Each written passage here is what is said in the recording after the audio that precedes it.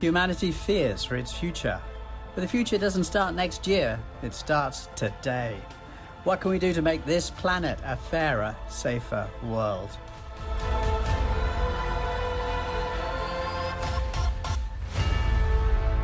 Good afternoon. Good afternoon, Mr. John Lee, Ms. Liu Xining, Mr. Yang Yirui, Ms. Regina Ip, Mr. Patrick Zhang, Dr. Kennedy Wong, Dr. Herman Hu, and ladies, gentlemen, and reporters. Welcome to this important conference, which is on a compelling theme that's of really crucial importance to all of us. That's right. 尊敬的李家超行政长官、卢新宁副主任、杨义瑞副特派员、叶刘淑仪女士、郑安业先生、黄英豪博士、胡晓明博士，各位女士先生，大家下午好，欢迎出席今天举行的国际传播高端论坛，探讨一个十分重要的议题。You know, whatever your background, your culture, your nationality, your culture, I think we can all agree that human beings around the globe all want the same thing. We'd like to live in a fairer, safer world. We want this for the communities in which we live. We want it for ourselves and for our loved ones, and we want it for our children and the generations to come. 无论在座各位来自不同的背景、国籍和文化，相信大家都有共同宏愿，就是迈向更公平、安全的世界。大家都希望我们生活的社会和世界变得更公平和安全，让我们和至亲以及下一代的生活都可以变得更加美好。Now, I'm Yirui and this is my co-MC, Binky's son from RTHK, and we're thrilled to be emceeing this important conference today. Now, this is the second time that the Hong Kong Coalition and Friday Culture have teamed up to do a forum. 大家好，我是辛巧琪 Binky， 今天十分荣幸和 Yirui 在一起担任大会司仪。今天的论坛其实已经第2次由香港再出发大联盟和 Friday Culture 联合主办。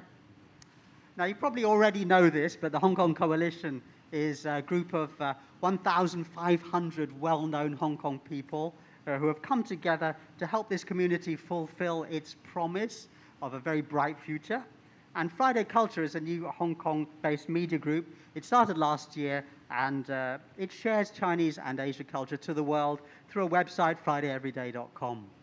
香港再出发大联盟由1500多位社会各界人士担任共同发起人，推动香港重新出发，再创辉煌。而 Friday Culture 在上一年成立，旨在传扬中国和亚洲传统文化及声音，给予世界各地的读者观众。Okay, now Binky and I are going to go over there to make some space for some more important and interesting people than us. Let's go. Sure. Okay, it's our honor to invite our officiating guests to officially kickstart the ceremony. 接下来我们要介绍今天活动主礼嘉宾，并且举行简单而隆重启动仪式。And first and most, the Honourable Mr. John Lee, Chief Executive of the Hong Kong SAR. 有请香港特别行政区行政长官李家超先生。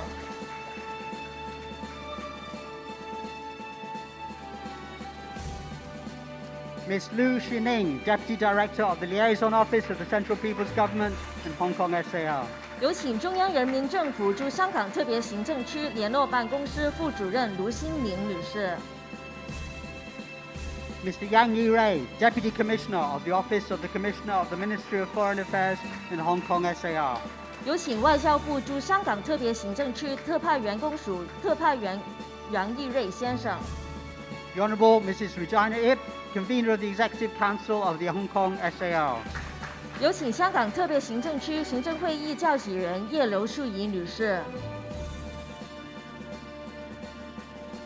Dr. Herman Hu, Chairman of Friday Culture Limited. 有请 Friday Culture 主席胡晓明博士。Dr. Kennedy Wong, Vice Secretary General of the Hong Kong Coalition. 有请香港再出发大联盟副秘书长黄英豪博士。And last but not least, Mr. Patrick Zhang, Chief Executive Officer of Chow Fook Enterprises. 有请周大福企业有限公司行政总裁曾安业先生。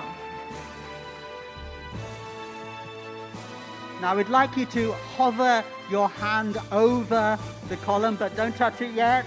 大家可以先把手掌放在凳数上方。And let's all join in the countdown. Ready? Yeah. 3, 3, 2, 2, 1. Let's give a good hands of applause. So we declare the conference officially open. 现在国际传播高端论坛正式启动。Okay, ladies and gentlemen, please stay on the stage for a moment for photographs.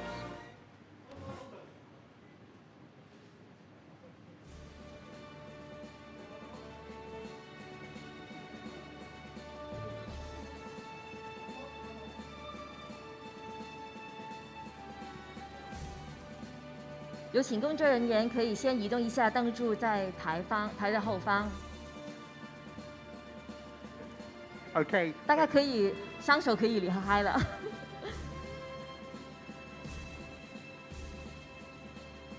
Okay, please stay on stage, Dr. Wong. Right. Yes, you're not done yet. Yes. So let's have a group photograph of these participants. 我们再来一张大合照。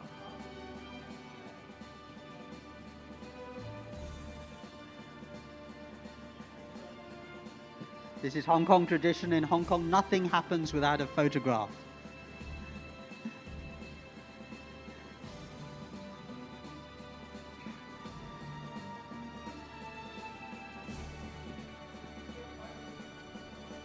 As they say on the internet, pics or it didn't happen. 站好。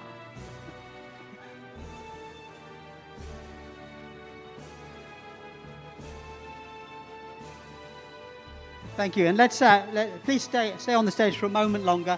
Let's ask the members of the Hong Kong Coalition and Friday Culture to come up on stage to join the group on stage. 我们现在有请香港再出发大联盟和 Friday Culture 代表上台。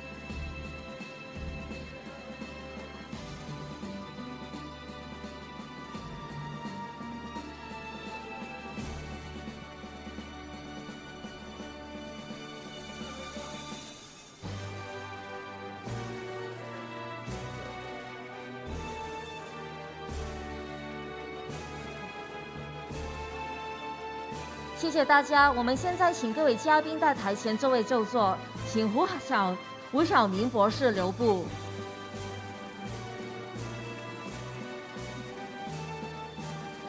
Thank you very much. You can all leave the stage except for Dr. Herman Hu. I'm going to ask Dr. Herman Hu to stay behind for a moment.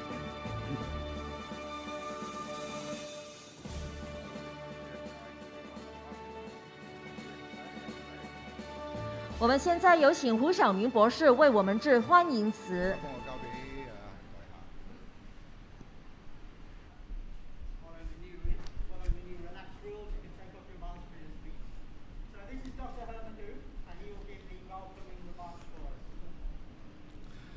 Thank you, Nuri. Good afternoon. Good afternoon.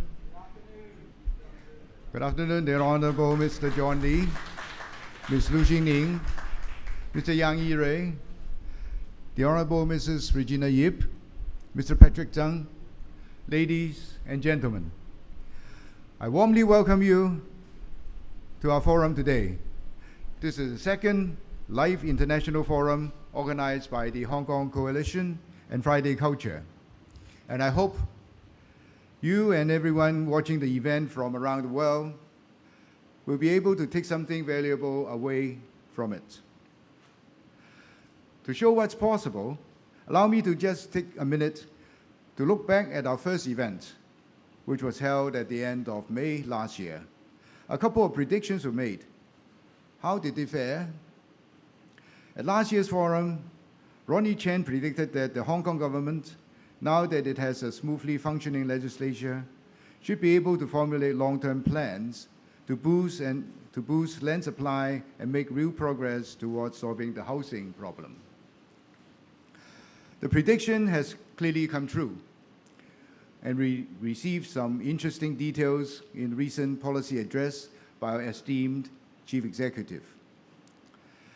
Eric Lee acknowledged that the very negative portrayal of Hong Kong and mainland China in the international media, but predicted that the credibility of the mainstream press would fall as the number of alternative voices rose. The Edelman Barometer and other studies show that this is exactly what is happening. Today, many voices are trying to tell a broader, deeper, fairer story of what's happening. Many of us in this room are working actively to advance that process. But we all need to do more. As we all know, there are wars in Europe, and unfortunately, there are someone who would like to see conflict in East Asia too. We should be building roads and bridges and contributing to making it a better and more harmonious world for everyone, instead of creating conflicts and problems all around. This is geopolitics, but there are plenty of other ways the world is neither safe nor fair. Cybercrime is growing.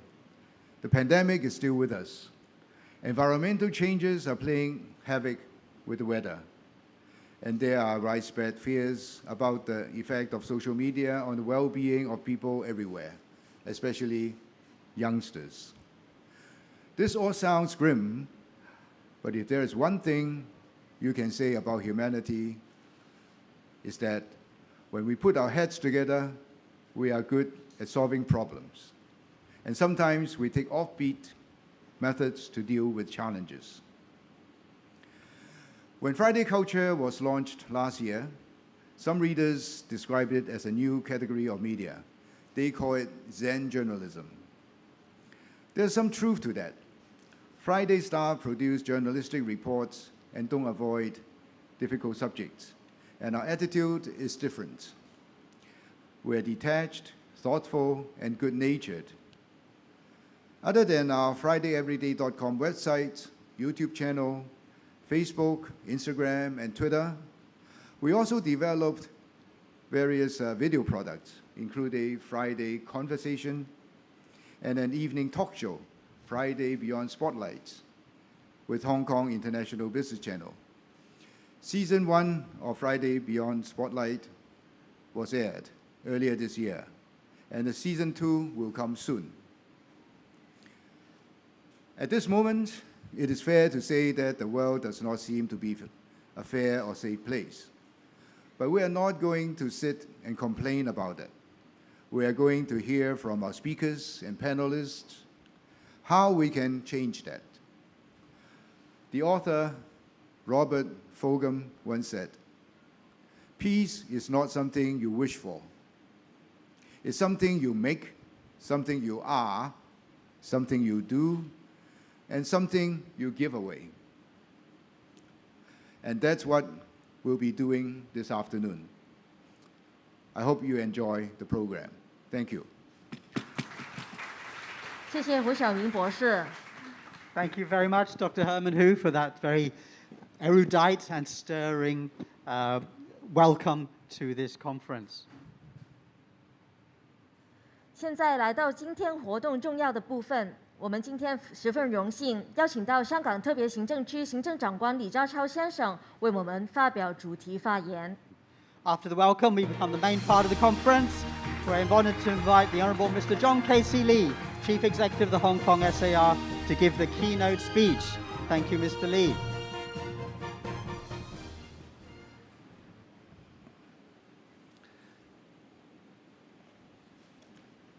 Deputy Director Lu Xingning of the Liaison Office of the Central People's Government in the Hong Kong SAR, Deputy Commissioner Yang Yirui of the Office of the Commissioner of Ministry of Foreign Affairs in the Hong Kong SAR, Dr. Herman Hu, Chairman of Friday Culture Limited, distinguished guests, ladies and gentlemen, good afternoon. Typhoon number 8, you're all working hard.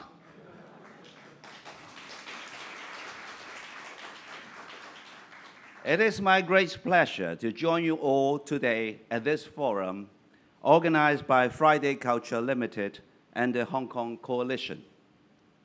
First of all, I think the theme of the forum today is very well thought out. The theme is Towards a Fairer, Safer World. Fairness and safety are important values well treasured and protected by Hong Kong, by our legal system, and most of all, by the one country, two systems principle. This year, as we celebrate the 25th anniversary of Hong Kong's return to the motherland, we also celebrate the 25th anniversary of the successful implementation of one country, two systems. In his opening speech for the 20th National Congress of the Communist Party of China, General Secretary Xi Jinping pointed out that the policy of one country, two systems has proven to be the best institutional arrangement for ensuring sustained prosperity and stability in Hong Kong after our return to the motherland, and must be adhered to over the long term. The Constitution of the People's Republic of China and the Basic Law form the constitutional basis of the Hong Kong SAR. Hong Kong is committed to the rule of law, and our long-standing common law tradition and independent judicial power are protected by the Basic Law. The protection of the rights and freedoms enjoyed by the people of Hong Kong, including freedom of the press and speech, is enshrined in the Basic Law. Everyone in Hong Kong, regardless of profession and belief, enjoys the same rights to embrace the development of our home, so long as he or she genuinely supports the principle of one country, two systems, loves Hong Kong, and abides by the Basic Law and the other laws of Hong Kong. This, I'm proud to say, is why we are a fair society. With rights come responsibility.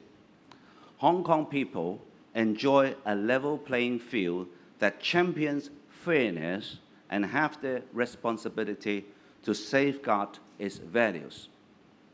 This brings me to safety.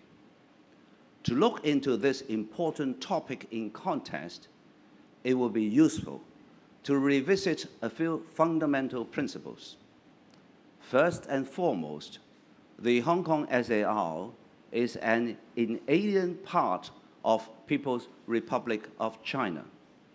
It is a local administrative region which enjoys a high degree of autonomy and comes directly under the Central People's Government. Safeguarding national sovereignty, security, and development interests is the constitutional requirement of the Hong Kong SAR, the duty of the Hong Kong SAR government, and also in the interest of all Hong Kong residents. What possible impact could Hong Kong have on the safety of our country? Just take a look back at a series of events in Hong Kong over the past decade to realize the answer.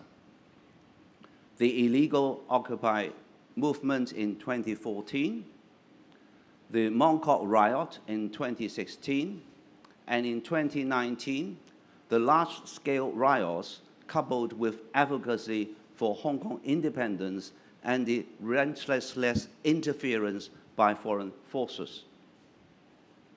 These were but a few examples of the devastating result arising from loopholes in our system, exploited by those who cross the line and try to sabotage one country, two systems. They threaten our country's sovereignty and security and defied the authority of the Central People's Government and the Basic Law. It was against this background that the National Security Law was enacted by the Standing Committee of the National People's Congress in 2020. This was followed by the improvement of Hong Kong's electoral system, ensuring the principle of patriots administering Hong Kong is upheld. These swift and decisive moves by the central authorities serve to prevent, stop, and punish acts and activities that seriously threaten the country's sovereignty and security. These significant steps have effectively restored order and stability. They have also restored the enjoyment of rights and freedoms for people of Hong Kong. Hong Kong now continues to be an open, safe, vibrant, and business-friendly metropolis, and is back on the right course of one country, two systems.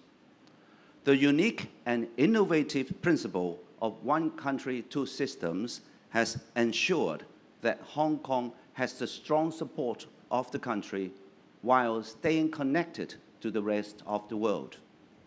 We are all set for making greater contributions to the country. But we should not be complacent about the status quo and stop here. In fact, even after the implementation of the national security law, there are still underlying national security threats from different fronts. Dissemination of wrongful messages and slandering accusations can still be seen at home and abroad. I must stress that attempts to glorify violence and weaken the rule of law has no place in any law-abiding city. Hong Kong is no exception, and we will do everything we can to ensure such actions do not tarnish our hard-earned effort in restoring law and order. As committee in my policy address announced 2 weeks ago, we must stay alert to threats and dangers, adopt bottom-line thinking, and sustain our efforts in safeguarding national sovereignty, security, and development interests. To build and maintain a solid foundation for security, we have to continue our efforts in 4 major aspects. First, on law enforcement and intelligence. Our law enforcement agencies will take investigatory and law enforcement action against acts and activities endangering national security. We will step up efforts in gathering and analyzing intelligence related to national security and counterterrorism, in particular, online information and counter-spy intelligence. Second, to strengthen public education and publicity. A correct understanding of our country, including but not limited to the national security law, will greatly enhance Hong Kong people's resilience against instigation or incitement by people, organizations, or countries with ulterior motives. This starts from education for our very young. That is why we will strengthen national education in schools to enhance students' sense of national identity and national pride. which could in turn raise their awareness of safeguarding our country's security. We will encourage schools to review their curricula and organize national education activities. Teachers are required to uphold professional conduct. The youth uniform groups of our discipline services will be given dedicated training. All these are done to help nurture a generation of law-abiding citizens who love the country and Hong Kong. Third, to strengthen our legislation. We will do good and comprehensive preparatory work for the fulfillment of our responsibilities under Article 23 of the Basic Law. We will conduct thorough research to prepare effective, pragmatic, and practicable solutions to address national security risks and threats, past and present. The solutions are also expected to be sufficiently forward-looking to address potential risks. Lastly, to tell the good Hong Kong story well. Much of the misperception towards Hong Kong by people overseas was the result of the spreading of fake news with ill intention. The government will robustly react to wrong or misleading information. More importantly, we will be proactive and make good use of our discourse power to tell the world all the good and true stories of Hong Kong. Later this month, I will be traveling to Bangkok to attend the APEC Economic Leaders Meeting, and will surely be telling the world how good Hong Kong is, how this Asia's world city is back on stage again. Ladies and gentlemen, the forum today is about a fairer and safer world. Yes, the world today is undergoing profound changes unseen in a century. The COVID-19 pandemic, high inflation, interest rate hikes, trade disputes, geopolitical tensions, and military conflicts. All of these have created uncertainties and in turn weakened the growth momentum of the global economy. Fairness and safety in the world is not commonly seen as before. But as I stated in my policy address, Hong Kong faces both opportunities and challenges, but there are more opportunities than challenges. The next 5 years are important for Hong Kong to break new grounds and achieve another leap forward. With the support of the Hong Kong community and all of you, we can do our part in developing a fairer and safer society. We can continue to succeed in ensuring the resolute, full and faithful implementation of the policy of one country, two systems. We will continue and contribute to protecting the sovereignty, unity, and territorial integrity of our country, and to contribute to the rejuvenation of the Chinese nation. With that, I wish this forum every success and all of you a fruitful afternoon. Thank you. Thank you very much. Thank you, Mr. Lee. 谢谢李家超行政长官给予大家从深入角度剖析如何与政府一起努力，令香港未来变得更璀璨美好。Yes, thank you, Mr. Lee. That really does give us a bit of a vision of what we can achieve in future, maintaining the one country, two systems policy and working together to help Hong Kong flourish. Now, I do want to say that some of our guests, including Mr. Lee and Ms. Liu and Mr. Yang, may have to leave before the end of the before the main panels. So we'd like to say thank you to them for attending, and they're free to leave us. Thank you very much. 李家超行政长官、卢新宁副主任、杨义瑞副特派员会先离开，因为公务的原因，我们给掌声，谢谢他们。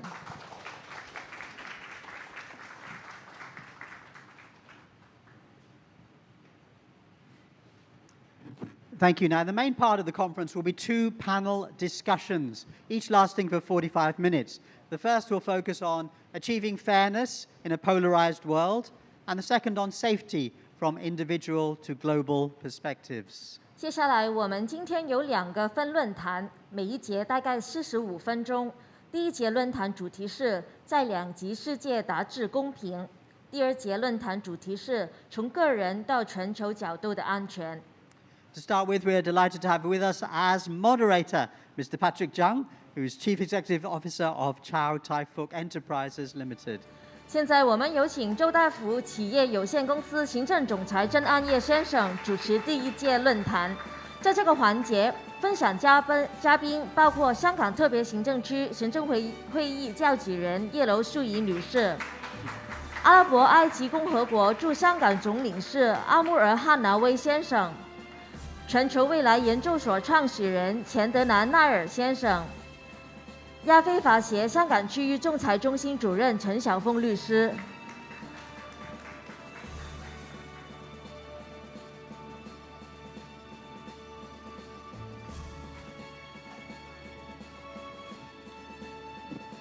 Okay, our speakers were introduced in Chinese. Let me introduce them in English. We have the Honourable Mrs. Regina Ip, Convenor of the Executive Council of the Hong Kong SAR, Mr. Amir Wathik Mohammed El Henway, Consul General of the Consulate General of Egypt in the Hong Kong SAR and Macau SAR. We have Mr. Chandran Nair, founder of the Global Institute for Tomorrow. And we have Mr. Nicholas Chan, Director of AALCO, Hong Kong Regional Arbitration Centre. Thank you, Nuri. Thank you, Blinky. And hello to everyone. Hello to all of you in Hong Kong. Thank you for taking the time. It's typhoon number 8 out there, but we're gathered here together. And hello to you all waking up in Europe. Thank you for joining us. And to those of you in the Americas, good evening. My name is Patrick Zhang. I'm Chief Executive Officer of Chow Fook Enterprises. Very pleasure to be here today. And thank you all for joining us in this very important panel. First of all, on fairness. We want the next generation to grow up in a fairer world.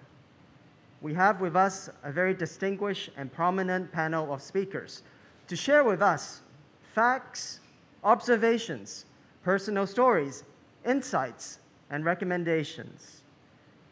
In an ideal world, everyone should be given a fair go in a fair playing field with fair rules, where people can live with dignity and hard work is fairly recognized and rewarded. But what kind of world are we living in now? Some say all men are created equal, but is that true? And is there even fairness?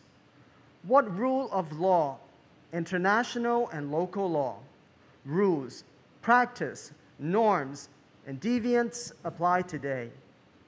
Are they fair? Are common values being protected? Does the majority rule to protect minority rights? Or is minority overruling majority rules?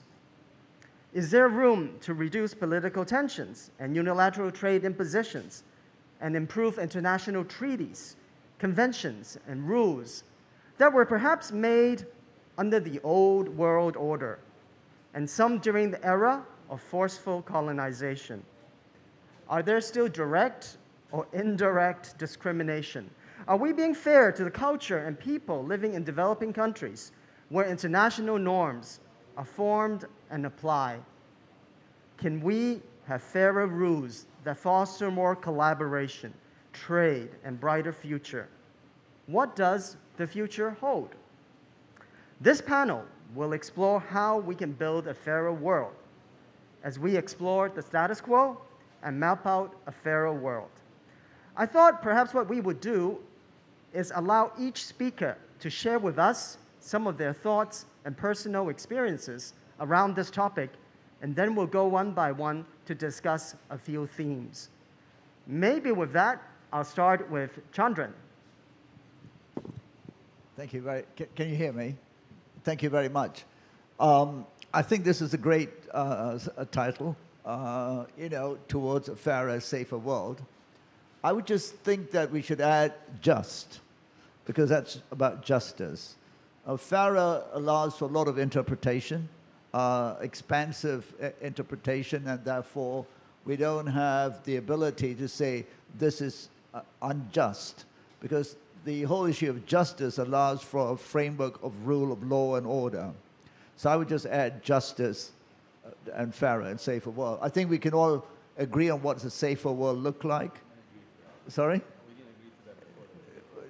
Okay, yes, I'm just adding something for the committee to think about. Justice. Justice allows us to actually have a frame of reference around international laws, etc., which everyone starts to seem to pontificate about, but then we are not able to pin it down. So I think a safer world we all will understand. We live in an era of existential threats. We know what that should look like, and most of us can agree upon. So one of the things I think about saying that we all want fairness and a fairer world is I think that is going to be the responsibility of this generation. And let me try and make one point. We've all lived in a very unfair world. The modern world that we all now live in, and those of us who are citizens of former colonies, etc., we did not live in a fair world. The modern world was built around colonization, extraction of wealth, etc., and essentially lots of people not having rights. The citizens of Hong Kong till 1997 were essentially members of a colony. They were not equal citizens to the colonial powers. So we've not lived in a fair world till now. We all want that. But the problem is that power resides in terms of how economic global power is distributed. And what we're seeing today is the inability of those who essentially presided over a very unfair world having difficulties coming to terms with the rise of the rest and sharing power equally. So I end by saying that, in my view, what I call the global majority, the non-Western world, are beginning to understand that to claim their equal rights, they are going to have to confront those who have essentially monopolized power over the last 500 years. It is understandable that those who have monopolized power are not going to give it up easily enough. So I think we need to understand this is our hard work, and it is not going to come easily. And finally, why are we here today in Hong Kong talking about this? Because in the last 5 years, Hong Kong, China have experienced the massive reaction from the United States and others, and I'm being very blunt and open here, so we don't sort of fudge anything here, to the reaction to the rise of China and the inability for the first time in 400 or 500 years to confront the rise of a non-Caucasian civilization. That is the problem. And that's where the privilege of power residing in the West is now becoming so obvious that as the West reacts to this new rise of new powers, the rest of the world is becoming a lot more aware that what they thought was the multilateral arrangement to build a fairer world actually mask something much deeper. And that deeper sense is we need to maintain economic power and retain that beyond the post-colonial era. And that recognition is something we need to understand, but to the point we have to do this peacefully. And the inability of Western powers, led by the United States, to form partnerships that are equal will be the test of our times. And I think we have to respond to that in a peaceful way with eloquent discussions, new narratives, and convincing the world that our intentions, and particularly China, because it is the rising power, its intentions are peaceful, and therein I think China has a lot of work to do as well to convince the rest of the world, because its intentions are, as far as I can see for myself, coming from a former colony, not one of domination. But being so large, it can be easily construed as that, so China has a lot of work to do in that regard as well. So those are my initial thoughts. Thank you. Thank you very much, Chandran. I think we'll come back to the point around justice and fairness. I think it's also a good segue to Ambassador. Ambassador, when we were discussing earlier on, you were telling him about some personal journey, right, around fairness, justice, and a safer world. Perhaps you can share with us some of your thoughts around that. Hi. Thank you very much for having me part of this Great discussion, actually.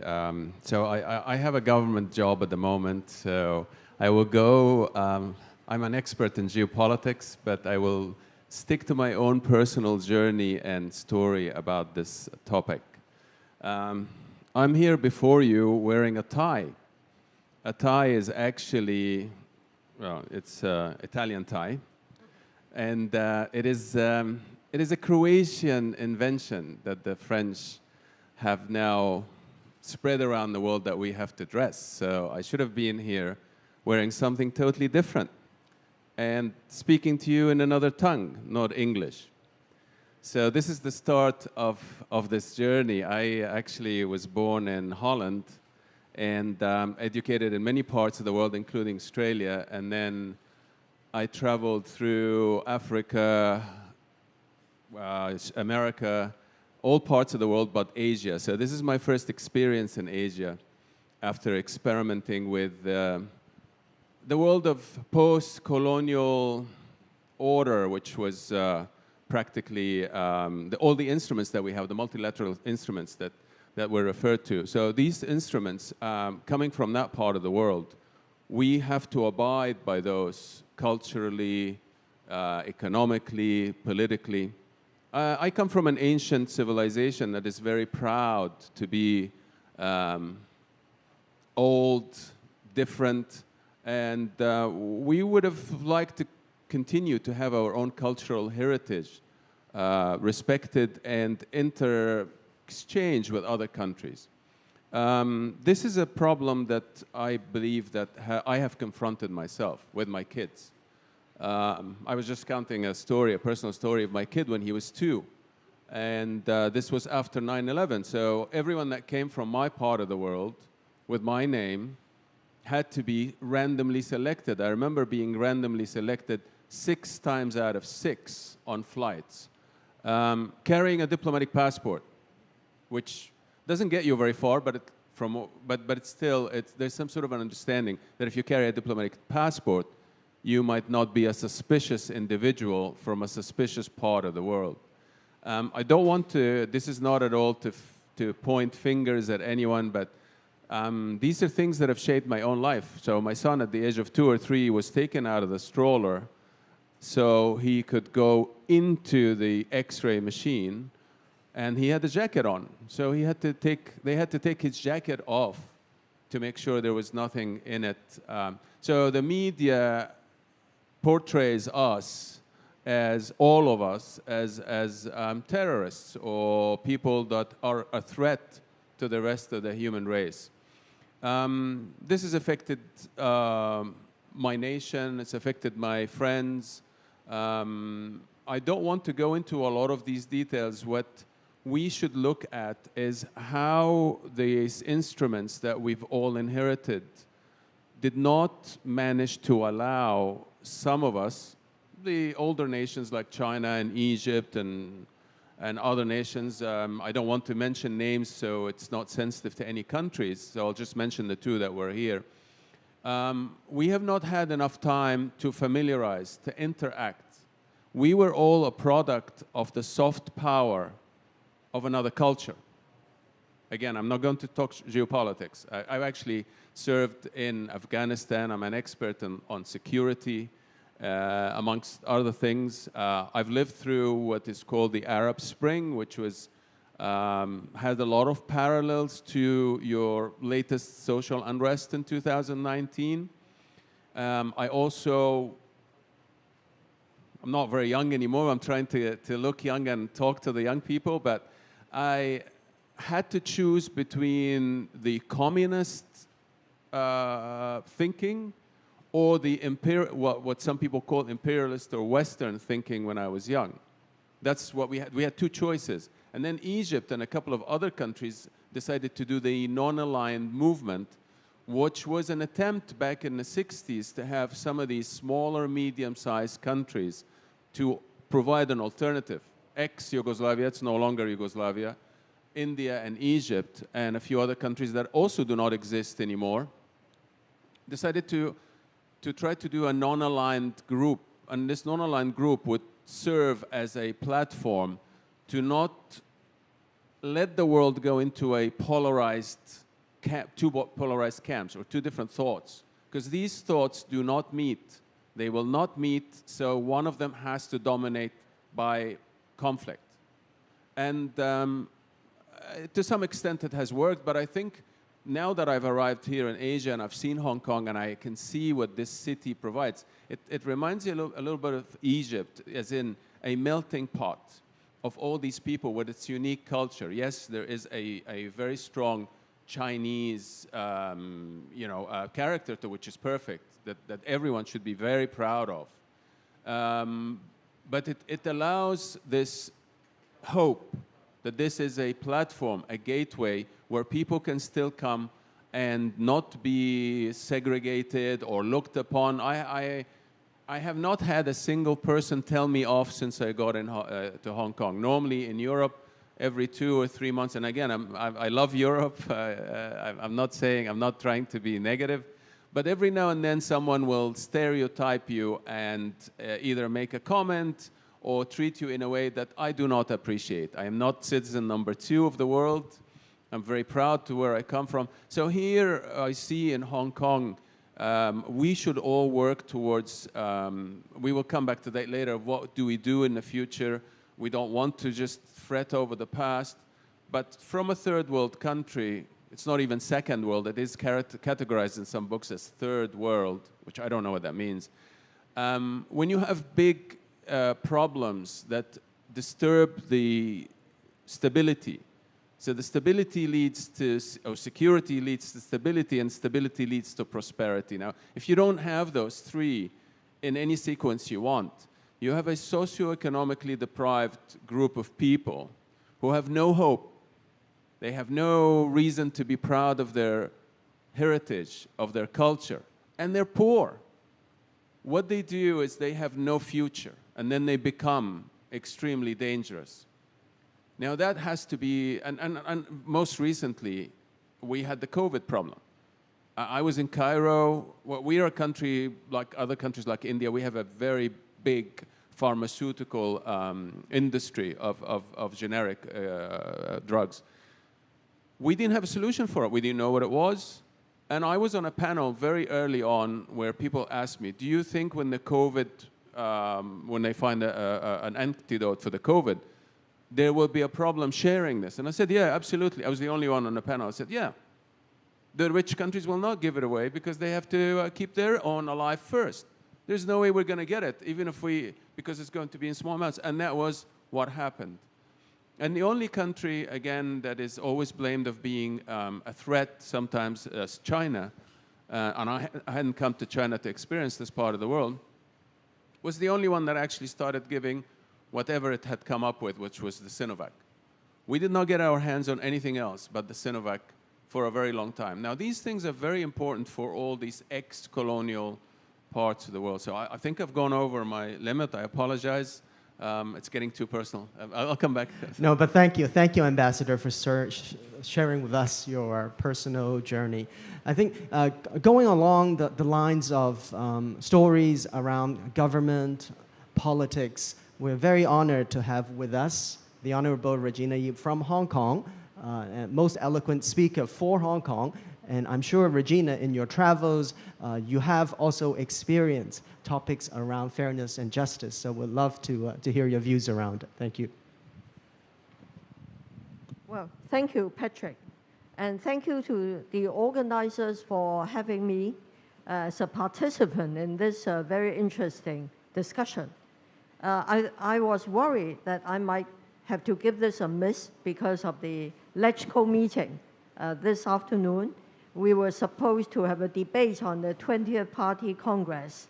Fortunately, Typhoon Signal number 8 truncated the meeting so that I could come to this forum.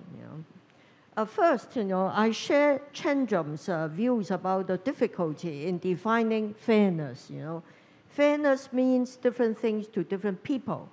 And we have seen how President Trump used fair trade to suppress free trade. So I'm always cagey about talking about fairness. But what I'd like to point out is Western thinkers and leaders have always seen the world as falling into two camps. In the 1990s, the eminent political scientist Samuel Huntington, in his famous book, The Clash of Civilizations, referred to the West and the rest, China, I won't name other countries. China was definitely lumped into the rest, meaning those are countries that are backward, poor, uncivilized, With the rise of Asia, led by China and other large economies, Asia's been doing very well in economic growth than the West. Then you have a new narrative about the rest and the West, And it appears that the success of the rest has caused some problem in the West. So we now have a new narrative led by President Biden, who said that the world is now locked in a struggle between democracy and autocracy. Again, lumped China into the autocratic camp. I think this is most unjust and unfair, It's not only outdated, it's anachronistic, I think it is wrong in the first place to adopt this dualistic vision of the world and to have an oversimplified view of what is democracy, From my experience of serving in the Hong Kong government and the legislature, I can tell you there is truly no one-size-fits-all political system for all countries and territories, Hong Kong democracy had a late start in Hong Kong. The British did not push democracy until the early 1990s, when they knew they had to hand Hong Kong back to China. Then they started to push participative democracy, I think really with a view to introducing curbs on the central government's power on Hong Kong overall jurisdiction. And that we experimented with democracy for 25 years. I think direct elections to the legislature started in 1991. And what happened? The legislature, our LegCo, has become dysfunctional, extremely chaotic, and at times even violent. So the central government had to help us to reform our system. And since the decision made by the Standing Committee of the National People's Congress at the end of 2020, and our follow-up action in the local legislature to introduce new legislation to inaugurate a new representative system in the legislature, order, dignity, efficiency has returned to the legislature. In the year or so since we have reformed the electoral system, we have enacted many important legislation. We have opened up medical registration. We have abolished mandatory provident fund offsetting. We are making progress in producing more land and housing for the people. So it is most unfair, to describe our reform as anti-democratic, a democratic backslide or illiberal. I think it is simply wrong to divide the world into the so-called liberal and illiberal camp. We are fully committed to the protection of rights and freedoms in Hong Kong. They are the international covenants on civil and political rights and on economic, social, cultural rights are implemented in Hong Kong via Article 39 of the Basic Law. And our judiciary functions perfectly independently. And we have first-hand testimony from Madam Beverly McLachlan of Canada and more recently Lord Neuberger, who sits on Court of Final Appeal, that our judiciary functions entirely independently, and there has been no interference whatsoever with our judicial system. So I think, the first step toward moving toward a fairer, juster, and safer world is the Western countries would have become industrialized before us, and in fact, because of this, they have contributed much more than us to the climate change to pollution, you know, the use of carbon fuels that cause climate change, you know. They must recognize this is no longer a unipolar world, you know. In all international organizations, they must allow room for countries from the West, you know, whether it's China, India, Indonesia, or Egypt, to have a seat at the top table, to have the opportunity to take part in the making of rules, regulation, and standards. And I hope the Western media would cooperate by giving us a voice, you know, make sure that our voice are recorded accurately. You know, I won't ask for fairness, but accuracy is very important. So I'll just leave these thoughts with other members of the panel and the audience, you know. Thank you very much, Regina. I think, Chandran, you have a response, or? I just wanted to add one thing. When we talk about unfairness, we are not talking about the past. We are talking about unfairness now. And we need to understand where that unfairness comes from. It comes from power. Regina talked about the Western media. It has power.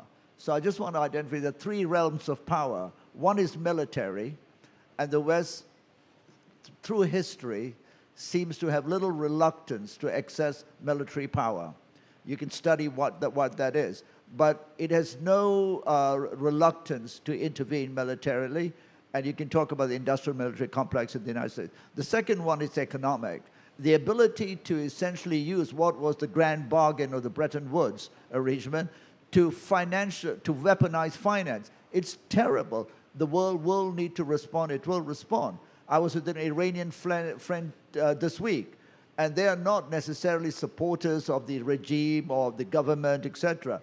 But the death and destruction that has been inflicted by 30 years is unjust on Iranian people, babies, children.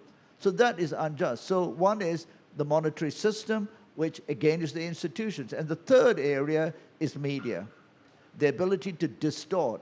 And the only thing I would say is we should not be asking the Western media to represent us fairly. We should go out there and change the narrative. And that's where I think we need to wake up. We've been negligent. Of course, they have the historical advantage of having captured that space. So people in Iran, too, my friend was saying, listen to the Western media. They don't listen to CCTV or So that's where we, I think, have to do a great amount of work, because the Western media is not going to give you that space. Thank you, Chandran. And I think as hopefully our organizers will, as a first step, right, be addressing some of these issues. But I do want to get to Nick. I know, Nick, you also an expert in arbitration. Maybe you can share some of your views around fairness. Thank you, Patrick. Friends would know I'm a lawyer with IT, AI background. So today I'm representing ELCO, Hong Kong Regional Arbitration Center. ELCO is an intergovernmental organization with 47 members. And together, they've decided to set up a regional arbitration center in Hong Kong to help resolve disputes, both government-to-government disputes, government-to-business disputes, and so on. I think it's important that we live in a rule-based community, rule-based world, society, where if there are differences, let's follow the rules. If we agree to the rules, let's abide by the rules. If the rules are outdated, let's together improve them. For example, if law falls behind the development of technology, hindering economic development, we should work together to positively update the rules. There's been a new development over the last few days.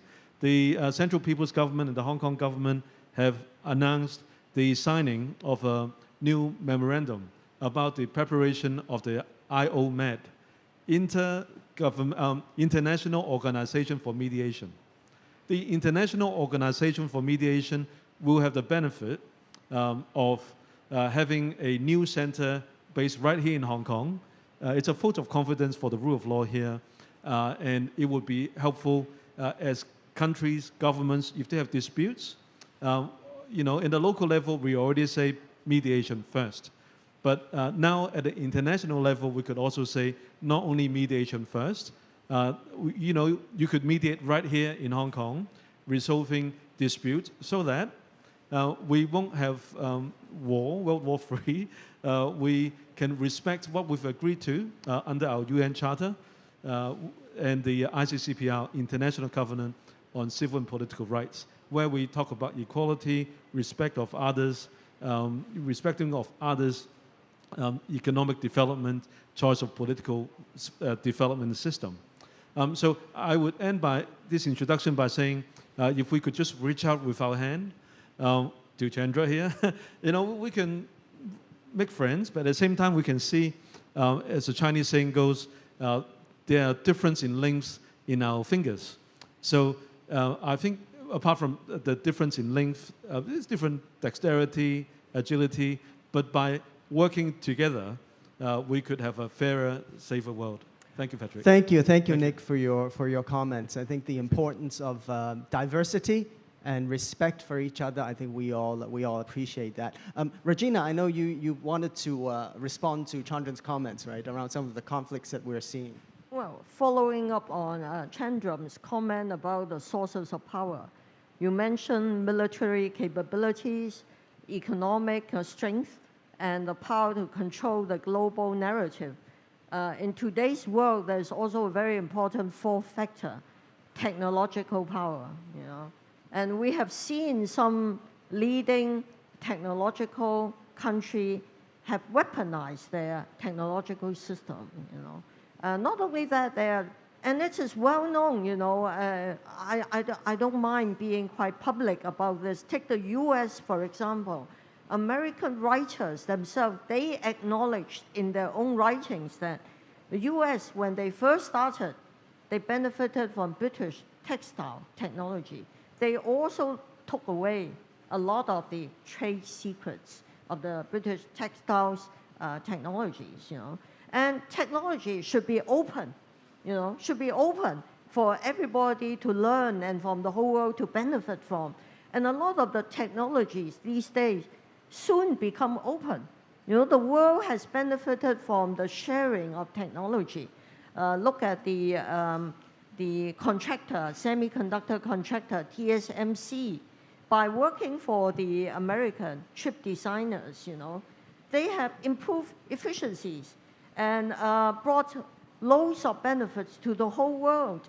So I think it is, again, really unfortunate, not only unfortunate, it goes against global interests, really, to ban exports of technology to certain countries just because they are rising, So I think, and many have pointed out, I read a piece recording what Mr. Morris Chang, the founder of TSMC, said, the efforts to forcibly relocate semiconductor productions back to the US would not work, because it goes against the global division of labor. There will be a lot of waste, inefficiencies, and the whole world would be poorer as the result. So this is something I think we should think more about and talk more about. Thank you, Regina. I think thanks for pointing out this whole new arena, right, in technology. Nowadays, we talk about the internet, we talk about the metaverse, we talk about Web3. How do we define fairness in those arenas, right? Chandran, do you have a comment? Or? I just wanted to say to the point that Regina made that, when we talk about the technology and at the moment using trade barriers, etc., to sanction countries, prevent, Google is good, Huawei is bad, how's that work, right?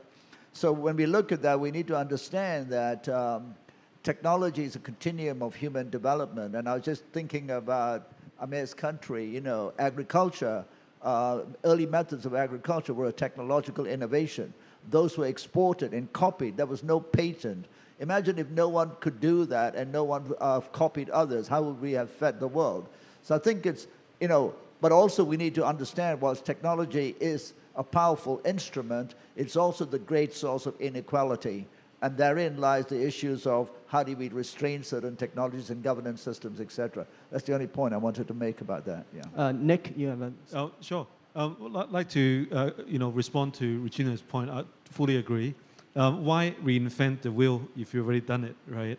But but to your point, I think as we move from Web 2.0 to Web 3.0, we're trying to empower the individuals to not have to be their rights taken away by some platform companies.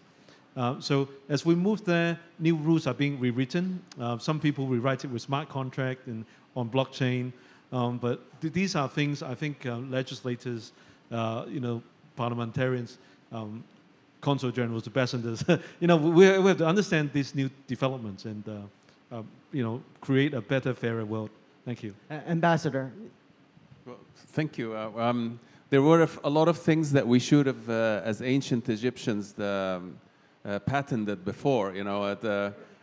We provided food for the Romans a long time ago. So, one thing about the international order is we need to readdress the system that we worked on, and Huntington worked on Clash of Civilizations. We also have tried in the past to do dialogue of civilizations with the UN. This is obviously not working. These instruments need to be addressed again. We need to look at the environment. We need to look at a lot of other challenges to the human race. And we need to find a forum for everyone to accept to be on board. I have a saying that counters Nick's saying in Arabic.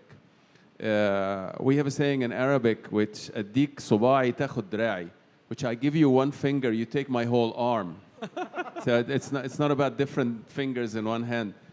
So we don't want that world. And I think that we need the future generation to navigate this for us. Because soft power, I think, was one of the main problems of our past decades. The soft power is important, and when you said, Chandra, that China needs to do more, I claim the same. Not that China needed to do more as much as we also didn't do enough, and we don't have enough from China to understand. I mean, we used to follow Bruce Lee, what's his name, the American actor, Jackie Chan. But apart from that, we don't have anything positive coming from this side. We don't have a boy group like Korea or Japan or whatever. So it's mostly... Yeah, well, we need to take him to that part of the world. So it needs to be a bit more global. Thank you very much. Thank you, Ambassador. Can I just say, look at American soft power. You think Jackie Chan is American. I think he's from Hong Kong, right? Yeah. 100% from Hong Kong, our very own. No, can I just make one last point? We've talked about the rest of the world, the power of the West, etc. But when we talk about a fairer and safer world, I'd like to turn inward a bit. And coming from Asia and many of the developing countries, the post-decolonization period was difficult. I always say, if you didn't run the show, then it takes maybe 2 generations to learn how to run the show. In a way, Hong Kong is going through that. So the last point I want to make about a fairer world is we need to make our own governments very accountable too. So I come from Malaysia, and I can see in the region, our governments themselves, if we want to build a safer and fairer world, we can't just look at the geopolitics. Our own countries, we need to be a lot more accountable. And in that way, I think Hong Kong is a great example. Strong institutions, meritocracy, we have to deal with those things. And in many parts of the the decolonized world, those are good lessons that we have to embrace and build. And Hong Kong has very good models that we could share. Thank you, Chandra. And I think you also mentioned earlier on about fairness or unfairness within the economics arena. And clearly with the dominance of the US dollar, and nowadays we often talk about cryptocurrencies, decentralized finance. I don't know, Nick, whether you want to offer some of your thoughts around that. Well, I think with the development of DeFi, decentralized finance, we still have to be careful of the overall market fairness. Is it really no rules, or is it ruled between peers? I am supportive of us looking into it, but we have to move carefully. And in some ways, if some laws are being bottlenecks, we should look into that. But in some ways, DeFi is people in the consumers being upset with being bound up by some global financial institutions that they don't think is being fair to them.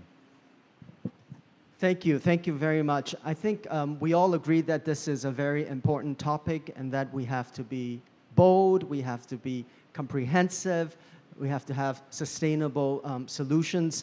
It is important and imperative that we focus on it. Perhaps before we end, I know in Hong Kong, we're now very focused on urgency and actionable items, right? Just to go around the panelists for any one immediate step or area that you can think of that can help us improve fairness, what would be the area that you would suggest? Maybe I start with you, Nick. Thank you, Patrick. I would say update laws that ain't fair. And as you do more business, economic activity, there are bound to be misunderstanding. So find a way, such as ELCO, to help you resolve your disputes, mediate first, and then do arbitration if you can't resolve it, and get back around the table and do more business together. Thank you. Chandran, I know you've written books about this, so what would be your suggestion? Well, you said focus on Hong Kong, and Hong Kong, like the ambassador said, has been very kind to me. So for me, from Hong Kong, number one priority, solve the social inequality of the housing issue. This is solvable. If we solve that problem, we have solved a huge amount of issues which are earlier referred to, which is we can't disenfranchise a large segment. And if we don't solve that, we will continue to have our critics, but forget the critics. Inside, it's just not just. It's not just. So we got to solve it. And we have intelligent people in Hong Kong. We can solve this. So that, for me, will be the number one issue. And around the region, I think the existential sort of crisis threats we face, climate change, food security, those is where we have to focus on, rather than thinking that we got to digitize everything for what. So I think it's more about look at the basic needs. In my region, in Southeast Asia, we will add something like 200 million people over the next 30, 40 years. That takes the population to 1 billion. Digitization of everything is not going to feed them. Food security. So those are the basics. In Hong Kong, for me, it's housing. Please solve that problem. Thank you, Chandran. Ambassador? The world is not fair. It isn't. And in many aspects. How you're born, where you're born. So we really have to come up with realistic solutions. If you're talking about 200 million here, Africa and the Middle East is adding another 400 million in the same amount. So the world is going into huge expansion, and its resources have to deal with it. So we really, truly, maybe the generation Gen Z know a better solution to how to deal with how we go the future. But what we should ask our governments or our politicians, because they're the ones that make the rules, is let's not talk about the past, let's try to deal with the future together. Because if we continue to follow patterns that have not worked or patterns of superiority without embracing or engaging with the rest of us. And as you said, if you have a community where a lot of people do not have housing, and that happens in every country, and it's not just a problem with Hong Kong, maybe highlighted more, without that, the whole human race, the whole system doesn't proceed. Thank you, Ambassador. Regina? Well, again, I much rather rephrase your question from unfairness to inequalities, you know. As Chandran pointed out, one of the biggest problems with inequalities in Hong Kong is housing, you know. There are at least 90,000 families living in really abject subdivided cubicles, and that is one big problem we need to fix. But I'd like to also raise another problem, which contributes to inequality, and that's education. You know, I believe education is destiny, you know. And I think our government, previous administrations have made a lot of mistakes in education, pursuing quantity rather than quality, dumbing down the syllabus, if I may say so, and not giving, I don't think we should aim at equality of outcomes, but we should aim at equality of opportunity. We should provide a system for young people with different abilities to realize their potential. I think other than housing, education is something that we should, you know, fix. Thank you, Regina. Always very well said. I think we are running out of time. First of all, I'd like to thank you, the panelists, for taking the time with us for such a lively and interesting discussion. I know we will continue to have a second panel, and I'd like to thank you all for paying attention and tuning in to watch us. Thank you very much again.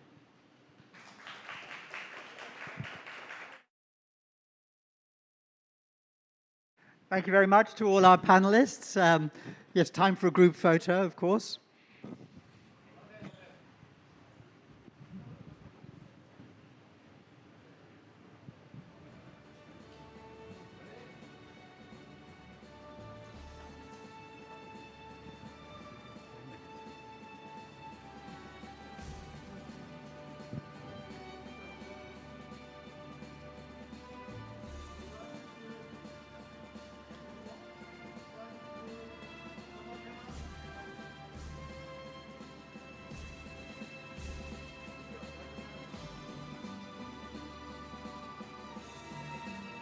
Thank you. Please stay up here for a moment. We'd like to ask Dr. Herman Hu to come up and present each of you with a souvenir.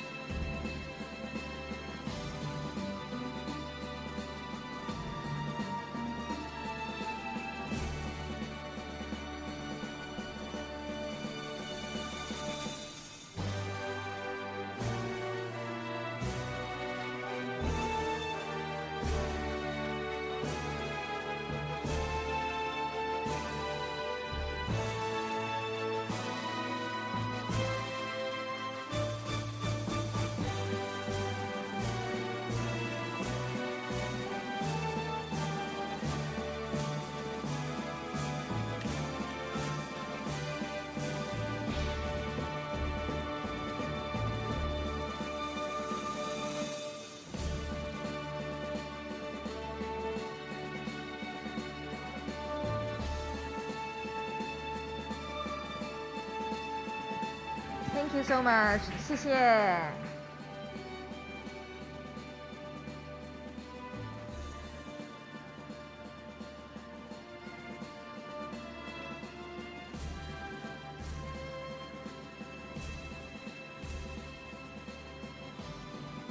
Thanks for a great panel, and thank you for doing a great job leading it. So we learned a lot there about practical solutions that we can use to fix the problem of fairness in Hong Kong and the region. Okay, it's time to introduce the next panel, and let's start with our moderator. A warm welcome, please, to Professor Whitman Hung. He's a member of the Global Council of the World Summit Awards, and the topic is safety from individual to global perspectives. 接下来我们开始第二节论坛，我们欢迎世界信息峰会代奖全球理事会成员洪为民教授为我们主持这一节论坛，主题是从个人到全球角度的安全。而分享嘉宾包括香港特区政府律政司副司长张国军先生、中金公司资本管理部执行总经理杨梦阳女士、世界绿色组织行政总裁于远成博士、澳大利亚中国工商业委员会前任行政总裁、香港中文大学协理副校长、校外联系及推广金江先生。Okay, Binky introduced our speakers, our panelists in Chinese. Let me introduce them in English. So Professor Whitman Hung is our moderator, and our speakers are the Honourable Horace Jeung Kwok Kwan, who is Deputy Secretary for Justice of the Hong Kong SAR. And we have Ms. Yang Meng Yang. She's Executive Director of the Capital Management Department of China International Capital Corporation, Hong Kong Asset Management Limited. And we have Dr. William Yu, who is Chief Executive Officer of World Green Association. And we have Mr. Laurie Piercy. He's the former Chief Executive of the China-Australia Business Council and currently Associate Vice President, External Engagement and Outreach of the Chinese University of Hong Kong. Welcome, all panelists. 把时间交给你们。 Okay, thank you, Nuri. It's always nice to be in a safe place, even during Typhoon Signal number 8, that we begin this panel. Apart from safe from the typhoon or some of the bad weather, I would like to start the panel by asking each speaker to talk about what do you think, how do you define safety? What do you think are the major areas that will be a concern for safety? Let's begin with Horace. Yeah, thank you, Whitman. I would like to share about the cybersecurity. Why? Because as everyone knows that technology permeate the many aspects of the people's daily life. The technology, everyone can enjoy the convenience brought by the technology, but on the other hand, the criminal will also utilize technology for unlawful purposes. So when we are talking about the safety concern is no longer limited to the physical world, but also to the cyberspace. Globally speaking, there is no exhaustive list of cybercrime. But we can see that, for example, from the United Nations, the Office on the Justice and Crime, they have identified 5 different categories of cybercrimes. For example, one is about the illegal access to a program or data. That is unauthorized access to computer system. That is quite common. Another one is about the illegal interception of computer data. What it means is the hackers, for example, that they impersonate the sender or recipient and communicate on their behalf. One more example is the illegal interference of the computer systems that is about the overwhelming the servers or the routers, so to prevent the legitimate use of the illegitimate users' access. All these are cyber crimes, globally speaking. But certainly, apart from the cyber crimes that I just mentioned before, there are traditional crimes such as fraud, forgery, identity offenses, which I can say increase in scale or reached by the user of computers nowadays, such as the phishing websites and the online doxing. And also, there is crime with illegal contents. And the most common example is about the online dissemination of the child pornography.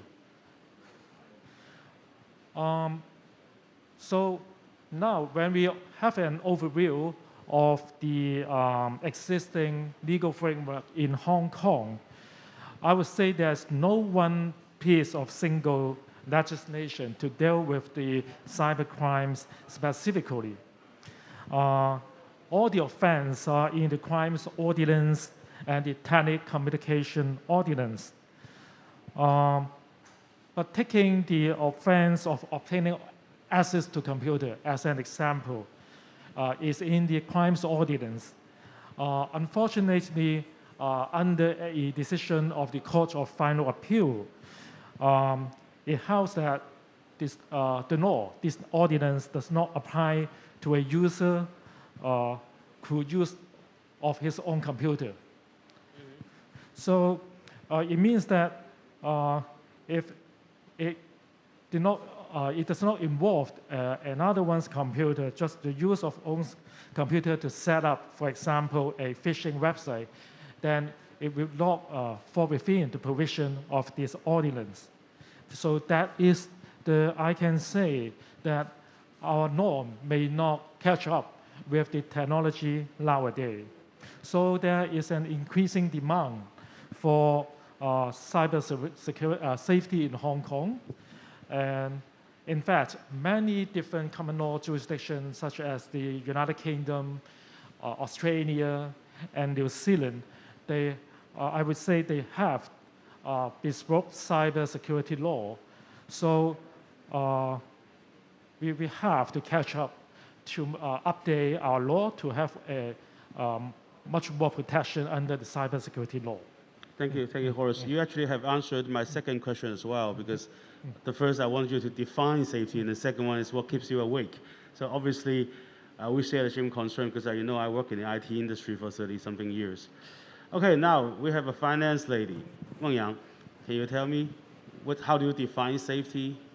Right. Thank you for having me on the panel. I think safety can catch a lot of things, and under different scenario, it has different focuses. I think for a country or a region, the safety of its supply chain is very important, and globally, the sustainability of the development plays an important role. As to the supply chain, actually, it is subject to disruptions caused by natural disasters, such as the COVID we are undergoing, and also by international competition. So the disruptions caused by natural disasters are usually short-term, and the production can come back usually in a few months. But actually, the disruptions caused by international competition gonna last longer and gonna have much more important impact on the supply chain safety. Horizontally, when China becomes more important than the US in final product trade, we faces the risks of higher tariffs, and we have the trade frictions. And vertically, if you see the supply chain, actually China is very near to the bottom. On the very top, it's country like Russia or Australia that are the natural resources. And in the middle is like Japan and American. They have a lot of like intermediate products. But for China, it is on the bottom of the supply chain. So this makes it faces the risks of the upper supply chain being cut off, which means you may not have the intermediate product relying on the upper supply chain to manufacture the final products. As to sustainability, reducing carbon emission is a task that the whole world is working on collaboratively. If you follow the reports issued by the International Panel on Climate Change, you may find that it is still very challenging to even limit the rise of temperature to 1.5 or even 2 degrees Celsius. So some green energy technology is yet to become cost-effective enough to allow application in scale, and also even the efforts for the countries and the nations to limit the carbon emission may be disrupted, such as now what happens in Europe. They unavoidably may need to loosen up its carbon emissions and lose up this control to the fossil fuel for obvious reasons. So I think from a more macro view, it's for nation or region, it's like the security of the supply chain. And on a global scale, I think environment changes and the sustainability is a key. Thank you, Meng Yang. I think this is very good. The supply chain, yes, there's a danger of something broken in the middle.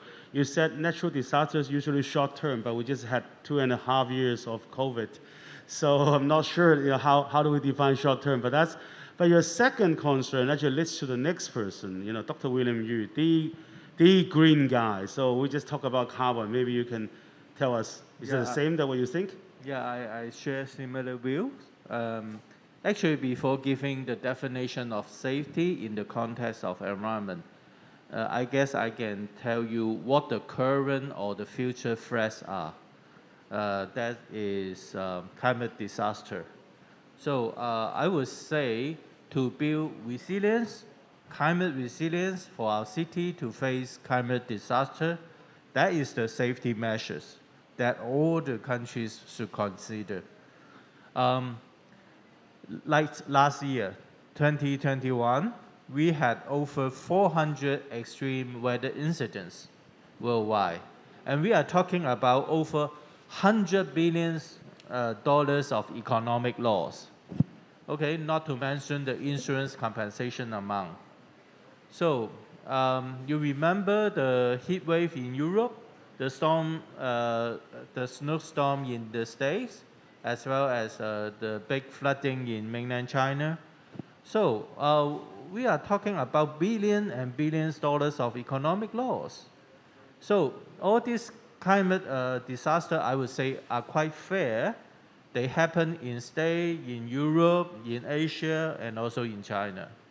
So I think we need to be serious about that. All these facts have already affected our social and economic system, and will continue getting serious and more serious. Thank you, William. I think climate changes, climate disasters, property losses, but also I think one of that will also lead to another thing that I'm always afraid of, which is hunger. You can judge by my size that food is very important to my safety, but climate changes and climate disasters do affect food and energy. So, Laurie, what's your angle? Yeah, thank you. One of the things as I've been sitting here this afternoon I've thought about is we talk about safety, and then in Chinese we talk about 安全, right? And so we've made a very deliberate choice of words here this afternoon to focus on safety, perhaps instead of security. I'd argue the two are interchangeable. And looking at the dictionary in Chinese, you look up safety and security, and you both come up with 安全. I guess you could also argue that there's a 平安 element to it as well. And so peace and security, you say 一路平安, we hope you have a safe trip.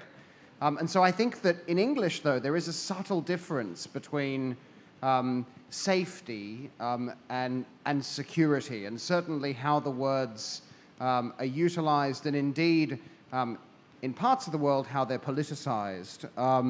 So I think it's an interesting distinction that we've made in terms of our choice of words here this afternoon. But I think that the world needs a serious conversation on education security. And we just heard Regina Yip talk about this challenge as well. And I work for a university, and I think about this deeply. Education security is making sure that we invest enough in our education systems to make sure that there are enough places and sufficient quality in the primary, secondary, and tertiary education systems to power the world's development. Yes, in our previous panel, we talked about the distinction between quality and quantity, but I think we need to have a paradigm where we can actually move to an environment where we can have both. And in the spirit of telling the China story well, I argue very, very much that China is a perfect example, indeed a globally leading example, a unique example of where that's the case. So we've spent the last couple of minutes talking about issues that keep all of us awake at night. But I argue that if our education systems are working and they're powering the training and the research efforts on critical areas such as information systems, cybersecurity, the environment, sustainability, precision medicine, agrobiotechnology, then we will increase our ability to effectively address cyber, energy, food, and health. If our education system is working, then our security will collectively be stronger.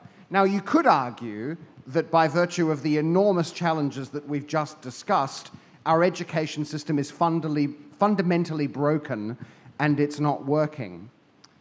So, public institutions, universities in particular, we have a unique responsibility entrusted on us by society to respond to the security challenge. We talk lots about the proliferation of fake news and the emergence of the infodemic. And Hong Kong today is debating the merits of a fake news law and other means to combat this. But digital literacy and empowering our learners to think critically with the ability to differentiate between authoritative, facts-based news and plain garbage, which is circulating on social media, that is the responsibility of our education system. And in Chinese, we talk a lot about 实事求是, right? Which is roughly translated as seeking truth from facts. And so these are the skills that we should be equipping our young people with to address the information crisis. And if we can do this, I think we'll all be safer. So to China, education has been absolutely fundamental in guaranteeing China's security. Now, when Hong Kong returned to the motherland 25 years ago, China graduated 800,000 people a year from university. 25 years later, there are 8 million undergraduate students completing degrees at Chinese universities. Let me repeat that. From 800,000 to over 8 million today. So that is extraordinary. And if you look at the correlation in China's absolute or per capita GDP over this period, it's a simple fact. The more people go to university, the wealthier a society becomes, and the greater the gains in social mobility. Now, of course, a nation needs to think about the structural and the economic foundations which will allow these graduates to pursue meaningful work, and that in itself is an economic and social security challenge. But higher education participation is one of the most important ingredients in providing the foundations of a secure society. Now, I'll talk later about what keeps me awake at night, but I just wanted to keep the conversation going, and I'll leave you with that for food for thought. Thank you. Thank you, Rory. Maybe we can begin with you then. So what keeps you awake at night? Well, a lot of things, but right here, right now, the freedom of the movement of people, as well as technology, as well as money, capital, and ideas, is critical. I think probably the most critical element to building a more secure world. We need to increase exchanges, we need to nurture talents across borders, and dialogue is essential in the security endeavor. And COVID has created a perfect storm for us. For nearly 3 years, a massive global health emergency has paralyzed our ability to conduct meaningful people-to-people exchanges across borders. Every time a university like Harvard pulls its China program out of Beijing and moves it to Taipei, the world is a poorer place. But we're doing that against the backdrop of closed borders and a massive global public health emergency. The ability for us to actually have a conversation, for us to talk to each other off the confines of Zoom or Teams and resolve our differences like human beings is actually paralyzed right now. And we're living in a time of massive geopolitical disruption, uncertainty, and technological change. But the reality is that for almost 3 years, it's been almost impossible for us to have those conversations. And I think that is something that really does keep me awake. However, there is a silver lining here, and that is a place called Hong Kong. Because over the last 3 years, the rest of the country has been completely closed to international students. There have been something like 500,000 international students that have been kept out of commencing or indeed continuing their studies in mainland China. Hong Kong is the only city in the 伟大的中华人民共和国 that has been open to international students throughout the COVID-19 pandemic. Now, of course, people have had to abide by our quarantine restrictions and our quarantine requirements, But there's a cliche that gets bandied around so much in Hong Kong, which is that we are the window to China and that we are China's window to the world. But actually, over the last 3 years, in the case of international students, that has remained a constant. And so we have been sustaining the lifeblood of international exchanges at a time when otherwise, because of closed borders, against a rapidly deteriorating environment, they've been very difficult to sustain. So it keeps me awake, but I do hold hope. Thank you, thank you. I think just to add to that, yes, Hong Kong is the best place. Our problem is we're not welcoming them enough. There's still a bar of top 20% for undergraduate studies of non-local students, which includes both mainland and international students. I think we, at some area of time, we need to open that up, especially for maybe not of a Chinese view because it's a government university, but some of the private universities, they still have that, which puzzles me. But anyway, so William, what keeps you awake, or you sleep very well? I think we need to start to build the climate risk modeling to understand the possible impact, the climate risk modeling. So we need to understand the power of all these risks, the possible impact, that needs to go through a lot of scientific evaluation process. Downscale, for example, downscaling the macro global data into a more location-specific data. So the buildings located near the seaside, the one you own, whether that will be floods after 10 years, 20 years time. So you need to understand all this. You remember we experienced the super typhoon with 185 miles per hour years ago. So you saw on the TV the flooding happens in the residential buildings near all the seaside. You still remember that. So the storm surge plus the maybe astronomical time, all this, you will see how high the wave was hitting your building. So it's no kidding. I think we need to revisit all these possible impact. In the past, we admire people having a house in the mid-level, near the seaside, or built at the peak. But now, you need to ask, have you done any evaluation about the possibility of landslide? All these threats, will that affect your property value? How about your mortgage loan? That leads to a series of credit risks, underwriting risk, market risk, whether you got enough money to refurbish the damaged property in the future. So it's no longer an environmental problem. It's really a very complex financial problem linked with all these climate consequences. So what I would say is we need to revisit all this infrastructure in Hong Kong to evaluate the risk, whether we can build resilience, as I said before, for our infrastructure to minimize all this damage in the future.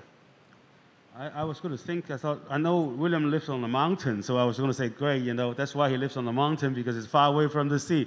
But now he's talking about landslides. The lower part only. Now he's talking about landslides, so we have another worry. But so, Meng Yang, what keeps you awake at night? I actually have addressed this previously, and that is for the disruption about the supply chain from the supply chain level. Let me just explain a little bit on the disruption. Though we have COVID for like 3 years, but the disruption caused by natural disasters to the supply chain is short term. Though it's already 3 years in COVID, but we can still buy the goods we need, and the production lines are going. So meaning that actually we've already come back, and the supply chain has its resilience to bounce back during the natural disasters. That is what I want to. I remember when I was hunting for masks for a long time, and then the RATs, right? So there was a been through. So Horace, it's just it's only the cybersecurity that's keeping you awake, then you must be, a good sleeper. Yeah, I entirely agree with my fellow speakers that education is extremely important to many aspects of safety. And it does apply to cyber safety that I mentioned before. Because nowadays, most people, I can say they are self-taught and may be vulnerable to cyber crimes. But it's quite unfortunate that most people, they are learning from painful experience, work experience. That is the experience from becoming victims themselves, or from stories of the victims that as reported in the news. So I would stress that we must promote the community education on internet safety, especially when the internet users, they are getting younger and younger today.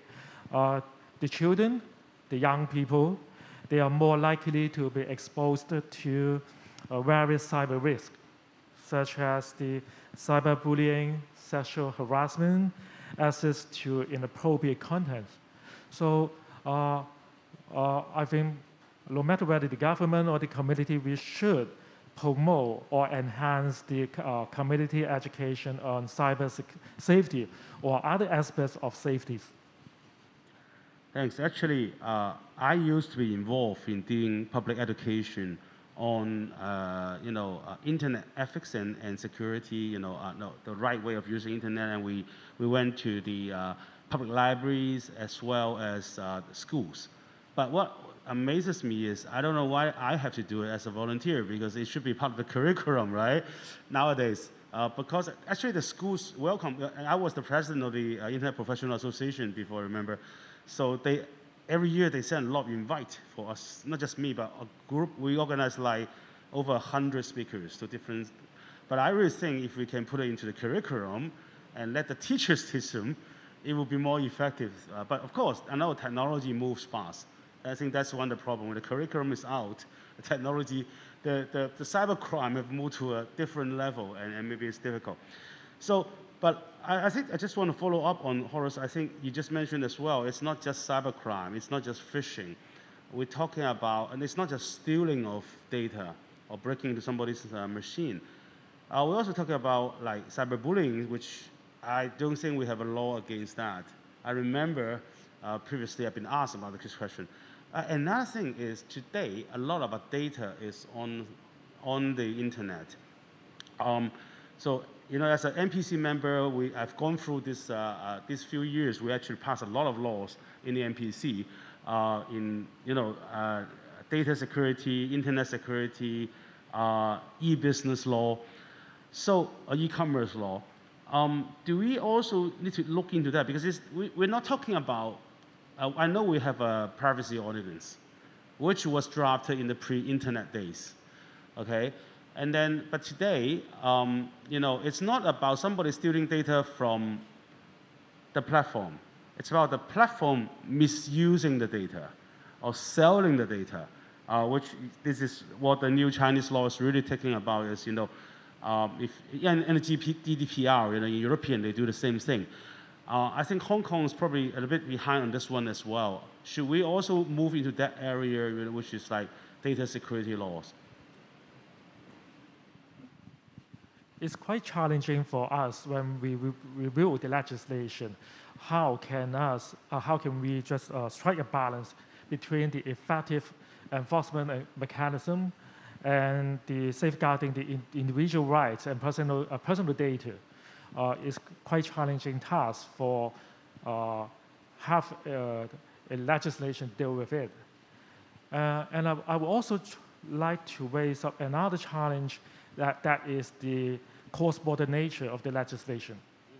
Because when we are talking about the cyber crimes, actually it's quite common that the crimes come from cross-border.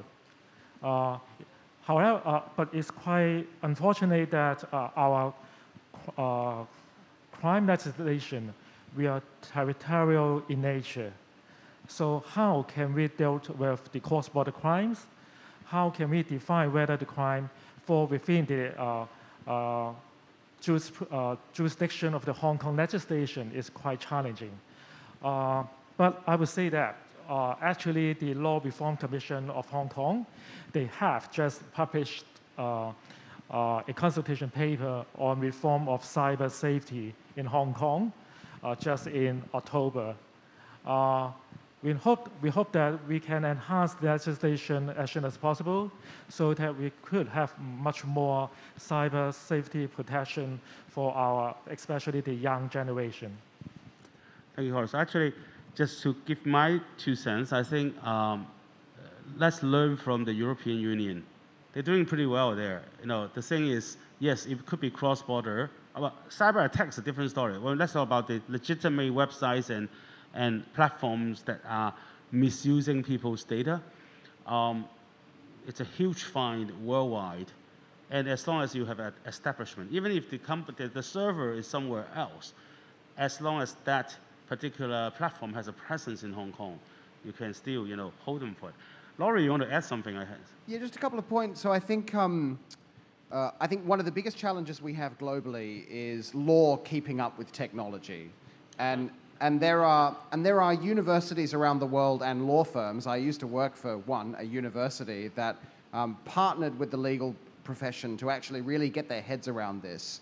I mean, in Australia we say, if you've got a real problem, it's like painting the Sydney Harbour Bridge, because the moment you finish painting one end, you have to start back all over again. And so that's the magnitude of the challenge that we have here, because the size and just the pace of change. But I think in addition to looking at our friends from Europe, I think in terms of how Hong Kong grapples with data security and privacy protection in a digital world, I think increasingly we need to look just north of the river in Shenzhen and also to the rest of the country. I mean, China's equivalent of GDPR has kind of taken the European experiment to the next level. And in this era where Hong Kong is talking about greater integration with the nation, talking about integration with the Guangdong, Hong Kong, Macau Greater Bay Initiative, actually this is a moment, I think it's a wake-up call. If Hong Kong is going to take integration with the rest of the country seriously, then we need to get our house in order in terms of data. And so working for a research-intensive university that has a lot of cross-border projects with our friends in the mainland, a big challenge we all have is actually how are we going to share data in a way that satisfies, what is a very sophisticated and very, to be honest, a people-oriented legal system in terms of data protection. So I think this integration with the rest of the country is Hong Kong's wake-up moment for us to think about how do we get ahead with this. It's not easy, but I don't think we have a choice. The other point is around education. So I very proudly have a Huawei as well as an Apple phone. And whenever my Huawei phone rings, and it also has a mainland Chinese mobile phone number on it, my Huawei phone rings. And if it's a 境外的电话, so if it's a phone that is ringing from outside China, it tells me to be very careful in terms of how I answer it because the call is coming from overseas. And so, in fact, Yirui and I were at the Hong Kong police headquarters just last week, and we were talking about cybercrime. And they made the point that the education that the Hong Kong government is actually doing in terms of public awareness is massive. But the actually people that get deceived are generally not, they're not always people who are poorly educated, underprivileged, vulnerable people. Actually, we're talking about middle-class people who are actually really well educated, who get conned. And so there's no easy fix. But I think, again, when it comes to education, we need to look at the other side of the border. Having lived extensively in mainland China, I can tell you, every single time I go to a public toilet in mainland China, it reminds me to be vigilant to my personal, digital, and cyber safety. This is a serious business because the mainland government has realized that it is a massive challenge. And so I think, once again, in terms of Hong Kong, as we look at the way forward, we need to think not just about integration for integration's sake, but also for the benefit of our citizenry as well. Great. On that, I want to move a little bit forward to the solution part. We already talked about some of those, okay? But, what's safety, what keeps you awake, and what are the solutions. I mean, education obviously sounds like a solution, sounds like a silver bullet to a lot of things. Some people say we're part of the problem too. So, what do you think? Do you think, I mean, Hong Kong government is already spending a lot of money on education, okay?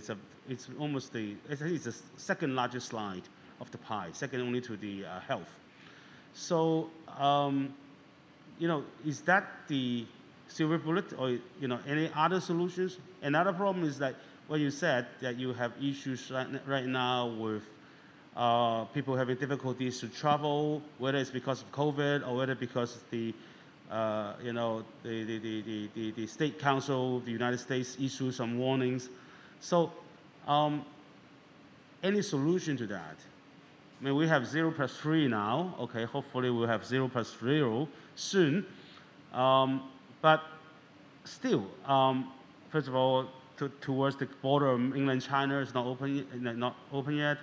And also, I mean, there's still a lot of traveling restrictions and warnings and things like that. And obviously, you don't think Zoom is a solution, right? Look, I think there's no doubt that Zoom has sustained what would have otherwise been a complete disaster. And without Zoom or Teams or Tencent meetings or WhatsApp in the pandemic, I mean, let's be honest about it, what would we have done? We would have been in a very, very difficult position. But I think there's no substitute for corridor conversations. There's no substitute for being able to do what we did before we started this afternoon, and that's to just have an informal chinwag so that we can, develop a relationship, we can develop a rapport. We need to get that going again. But I think with Hong Kong now, it's not just about what 0+3 means for bringing people here. That's important, but also we need to 走出去. We need to go out. And we talk about telling Hong Kong stories well on the global stage. My fear is that we cannot expect government to do all of the heavy lifting. That's not fair on government. We need to help. And so all of us in Hong Kong have a responsibility for the welfare of this city, for the welfare of this country, to join with the Hong Kong government and to 走出去. And not just for Hong Kong at the moment, because it's easier for us to travel overseas than it is for the rest of China. I think we have that responsibility for the rest of the country. So I think with education, you're right. We thankfully have a very well-funded higher education system. Coming from Australia, 30% of my university's funding came from government. 70% came from non-government sources. Here it's the other way around. And that is a huge advantage. And so it's not just about money and sustaining investment. It's also about people having the confidence that they're getting a good return. And we're talking now about the era of innovation, about applied technology, and what that can do for society beyond the laboratory and beyond the frontier research. That's part of it. But I think as we embark on this exciting new chapter for Hong Kong, we need to think about the value that our education system is delivering, and we need to have honest conversations about delivering bang for our buck. Okay, that's always very hard. It takes, 20 years to decide, to measure. So, William, will education be part of your solution as well, or you have some better solutions? I think education is very important indeed, but we also need to have money. That is the green finance we are talking about, and also tech, the green technologies that lead to low carbon economy, as well as the right policy and target in place in order to drive all the changes. I think green finance has a role to play, how to direct all this capital to meaningful, sustainable projects, which can make a contribution to a low carbon, economy is very important. When we're talking about the sustainable project, we mean the real green projects. Okay, try to avoid all this greenwashing. Okay, I gave the regulator a training months ago on this about the climate washing litigation, as well as greenwashing. I think Hong Kong is also established a Hong Kong green taxonomy to giving a definition to all these green projects. Why do we want to do our own when there's a common taxonomy between the European Union and China? EU taxonomy, common ground taxonomy, all over all these standards and can we just kind of adopt guidelines, that? over 200 in the world. Okay. But you need to have one for yourself, making reference to the other, communicating with the others, you know, set a minimum safeguard standard for yourself. I think that's very important. We should work this way out. And more importantly, as I said, you have green finance, right? So like making good use of all these green bonds, sustainability linked loan. But maybe I talked about the infrastructure earlier. There are catastrophe bonds. That is a kind of financial instrument that help to diversify risk, just like paying insurance premium, you know, on the community level. So we can get all these community citizens to contribute, converting all this existing great infrastructure to a green infrastructure. For example, increasing the green ratio in our area, building green rooftop, planting trees on the roadside. The advantages is when we have a bigger rainfall, then the water diversion, you know, the permeability will be better. If we have all these green plants around. When we have a higher temperature, again, the transpiration impact brought by all these garden plants will help to lower the surrounding temperature. So I think all these are necessary to change our current infrastructure. You know, that creates business opportunity that relies on technologies, you know, that drive, you know, kind of new growth in the green business. So different technologies to capture carbon, to save energy, all these will create, will become a new driver for our future economic growth. We should capture all these opportunities. I think that help the planners, help our business, and also, you know, help the well-being for all of us. Great. So having you and Meng Yang sitting in the middle is great because Meng Yang, next question usually goes to you, and your next question will now goes to Meng Yang because we talk about green finance, right? So here's our finance lady. What do you think about green finance? Is that one of your solutions? Well, I think actually for green finance, it's like actually it's about what is green finance first. Actually, green finance is the financial services provided to real economic, to the economic activities that relates to sustainable development. And also for the green finance, actually the finance itself, it not only serves the real economy, it also guides the real economy. So actually there are two types of green finance in our studies. Like one is service-oriented green finance, and then another is like guidance-oriented green finance. For the service-oriented green finance, that is in that scenario, the activities in real economy is the key driver for the adopting greener projects or adopting greener technologies, whereas the finance just support the implementation and make things happen. For instance, you make investment in the company that developed such technologies, and then for the government for the guided green finance, the incentive of the finance itself should be the driver of transforming the using traditional energy to the new energy. So that are the two kinds of green finance we are talking about. And we believe that both should be in big place. And to address this issue, green finance and massive investment in this area is a must. I think this is actually an area I've been paying attention recently. I mean, there's a few questions I want to ask. I'm not sure if you can give me the answer, but your number one is, you know, I've been kept told that green finance is actually, for example, a green loan from a bank actually have a lower interest rate. It was as told by some bankers.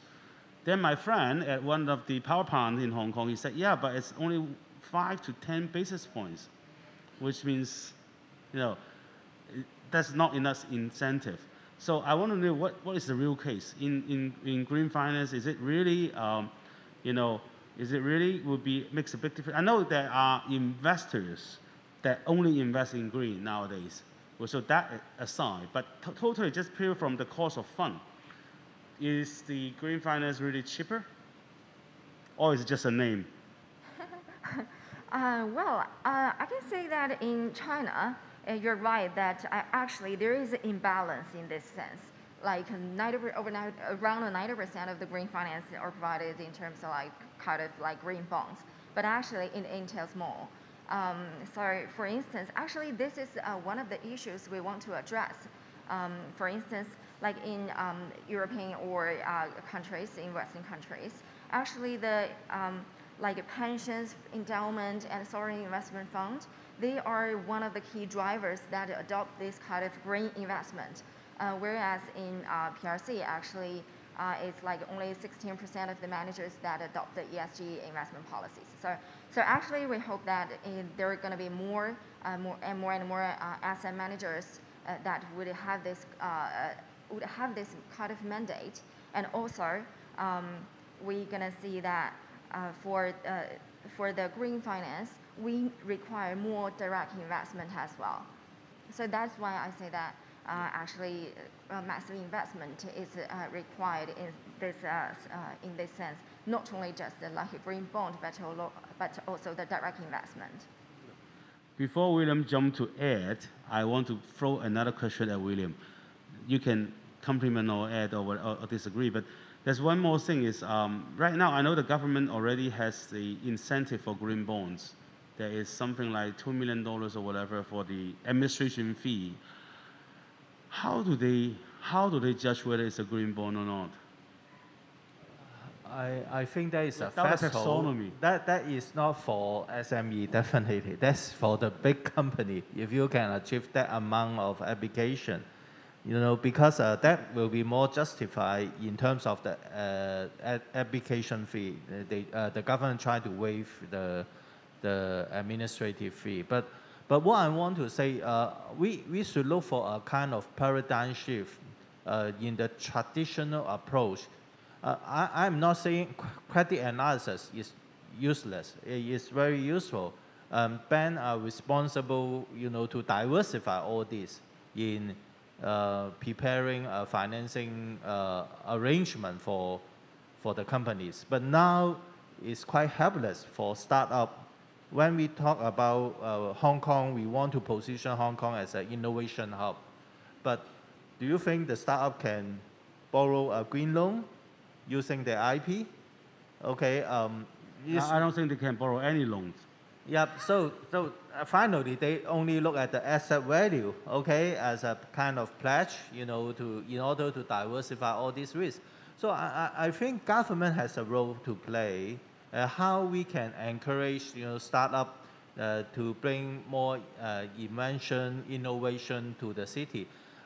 We really need different types of green finance arrangement in place. Otherwise, we keep on saying that, but still, even for SME, it's hard for them, to get enough financial support in this aspect. Bonds obviously are for big companies, or actually for government.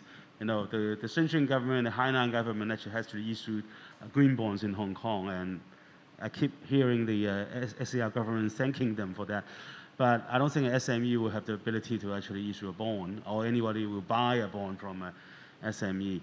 But when you say the government should play another role, I think government has a green tech fund, right? You're a panel of that. So I'm sitting on the vetting committee. Exactly. Yes. So tell us, are you doing the right? Are you moving them to the right direction? Yeah, we gave out millions dollars, $10 million to some very good projects with all these new tech invention, either from the universities or from maybe from some startup, but still, I think we help them to to do further research on their technologies, and also preparing them to scale up, maybe. So that's just for the early stage, like a applied research stage, or is it already an enterprise? Not too early, I would say, because it's not a VC fund, it's not for the idea stage. At least you have some basic research, and now you want to test further the function or the features of your invention. So, yeah, I think it's good. We saw a lot of new invention. So when you say the government should play more role, are you saying that we should increase the fund size, or hire more people, invite more people like you to sit on the panel? But you see a record-breaking application to the Green Fund Committee. I think that fills the gap, because now we have VC, we have some private equity, but for a more long-term investment. But we don't have some, for kind of with some basic standing of invention. They fill the gap, I would say. The next step for commercialization. I think that's a very good arrangement, actually. Good. Mia, you're trying to add, or you're no? I agree that actually the government can play a more active role, and also the technological innovation is very important in that sense. Like actually, one thing, the carbon emission, we need to be aware of the differences in different industries. As actually, the biggest industry that contributes to the carbon emission is the power generation, which accounts for like 41% of the total emission, and in China it's even higher, it's 52%. So in that sense, if we transfer from the using of fossil fuel to clean technology, or to the cleaner electricity, and then actually we can reduce the emission a lot. And in that sense, when transforming from the fossil fuel arena to new energy, actually we're transferring to the heavy reliance on natural reserves to manufacturing. That is a huge difference. And so now the energy can be manufactured. Then it heavily relies on the technology which can generate the power, which can store the power, which can utilize the power. And all this rely on the technology. And then for the technology and also the innovations, actually it has externalities, meaning that for the innovators, they get benefit from their innovations, but also for the entire society benefits from it. But at the very initial stage, it is usually the individuals or investors who invest at the very initial stage, and at that stage there is very high risk. So the private capital may be hindered from making such investment if the internal return is not sufficient. So in that sense, the government may need some guidance to invest in kind of very early stage or at the different stage of the development, and also in the areas where it requires more intensive capital. Yeah, William. I want to compliment is so when you look at the PE fund, Mang Yan is focusing on, they always look for a longer investment period with more mature technologies and operation. Now we can see the government fill the gap, the market gap, but at the same time, I think we need to encourage more public-private partnership. The participation of the government to share the risk, especially making partnership with the private equity, private fund, are more realistic. That provide a bigger fund scale, to encourage different types of invention. I got some real experience that sometimes our invention, our Hong Kong originated invention, got famous in the overseas first rather than in Hong Kong. So I think we can create this kind of atmosphere to encourage more innovations here. Yeah, that's actually a good point. But I think what I'll do is, now is the Q&A session. I have this, this thing is keep popping up with some, anyway, I have some questions from the internet. The first one is, while seeing multipolarization in energy competition, how do we foster collaboration to ensure climate resilience, avoid the consequence of a tragedy of comment? I think that's towards William then. Okay, when we talk about the strategy of common, I can explain the background here. We are talking about a kind of research in a Nature journal many years ago. They mentioned about all the farmers, different groups of farmers, they brought their cattle to the pasture, okay, to eat all the grass. So what will they do? So different farmers, they will try to consume, to eat up all the grass in their own group of sheep without leaving any to the others. So you imagine what will happen in the end. All grass gone, okay? No one can benefit. So now you have this kind of fishing practice that you need to ban the fishing practice for a certain period of time in order to let the small fish to grow, okay? So again, with this analogy, we can think about the atmosphere we share by all these countries. If we continue to emit the carbon to the same atmosphere, although you want to reduce, but the others keep increasing, what will happen? We all suffer from the climate disaster, you know. So what I want to say is we look for collaboration. We really need to line up all these countries to work together.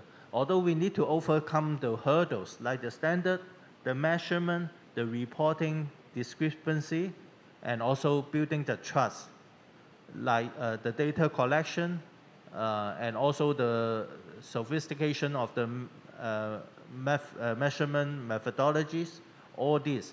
So I will say to avoid tragedy of common is, if we don't collaborate, we all suffer. All the grass gone, okay? We don't have anything to eat. So let's work together to work for, you know, our climate change. Thank you. It's yeah, I think I get what you're saying, but I'm not sure if that's really a solution. We're just trying to persuade that those who listen, they will listen. Those who doesn't, they don't. Anyway, the second question, it didn't mention to whom, but I thought the best person to ask is Horace, because it's a very simple, short question. What is biggest challenge in Hong Kong? Such a huge, it's the biggest challenge in the question itself. But I guess because you are the government, you can talk about that. I think everyone knows that the coming years will be quite challenged to Hong Kong and to our country as a whole. We have global challenge such as the persistent COVID-19. We have the so-called competition or restraint on the supply chain. We have restriction on our technology development. And we have national security issue. All these are quite challenging that has not happened a decade before. So when we are trying to formulate any public policy, I think every secretary or minister, they must take into account of every possible or potential safety problems before we implement or carry out any public policy in Hong Kong. So we must be cautious, even though we are very quite confident of the future of Hong Kong. So that's why you can see from the report of the Communist Party just a few weeks before, it mentioned many times that we must be cautious of the challenge ahead in the coming 5 years. Yeah, I think remember you actually say overall security. So it's not just one aspect. So that it's including both national security, but also things like energy and food and climate and everything else. Okay, the next question is, I think it's for Laurie, because the world seems so divided. How can universities help the world find areas of common ground? Or is this a lost cause? Well, I'm an eternal optimist. But I think if you look at William's lapel, you see a circle, and it's got 17 colors there, and they represent the 17 Sustainable Development Goals that the United Nations has committed to. And I mentioned this in the context of universities, and indeed all of the challenges that we face. How do we find common ground? And actually, I think that those 17 Sustainable Development Goals provide us with a good starting point.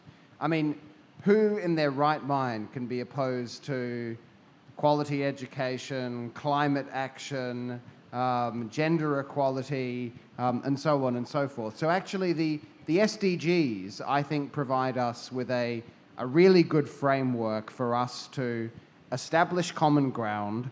And universities, through the work that they do in education and research, and if you look at any of these 17 areas, just about every university in the city, I'd argue most, if not all on the planet, will have research and education capabilities and expertise. These are a really great starting point for us to find common ground, because there is so much that divides us, but if we work collectively to that North Star, which theoretically is the one thing that the whole world agrees on, I think we can make an important step in the right direction. That's interesting you said that. You know, I just came back from an international conference in Jakarta 2 weeks ago. And then we have, you know, competition entries. It's a competition from 180 countries. What I have discovered that it's quite UN-related competition. So the underdeveloped countries, the Africans, the Southeast Asian and South Americans, and some European countries focus emphasis a lot on SDGs, whereas some of the more developed countries, for whatever reason, they do not mention it in the the things that maybe they still do, or are they, So when I met people from Africa and some of the other people, they keep bringing up the SDGs are actually in part of the government policies and plans, whereas even in Hong Kong and in some of the other more developed countries, you don't see government putting SDGs as a priority or as part of the government plan. How do you say, so when you say the SDGs should be a common ground, is it really so? Well, here in Hong Kong, we co-host, along with the Jockey Club, the United Nations Sustainable Development Solutions Network, which is a global group of 47 hosts. It was launched by the former chief executive when she was in office, the Honourable Carrie Lam. And so I think that it is an important anchor for government policy and for how we mobilize civil society in Hong Kong. I think it's interesting that you make the point around what the developing world is doing and what they're saying versus what, say, the West is. In university land, universities around the world, including in the West, we're all increasingly incentivized to perform against the SDGs. Times Higher Education, for example, has an impact ranking which measures a university's performance against each of the 17 SDGs. And as we know, there's nothing that can motivate a university vice-chancellor more than a university ranking. And so that's a really important and substantive way that universities are going, okay, we need to show what we're doing against A, B, C, D, and E. Just last week, QS, the other big ranking, they announced their own sustainability ranking.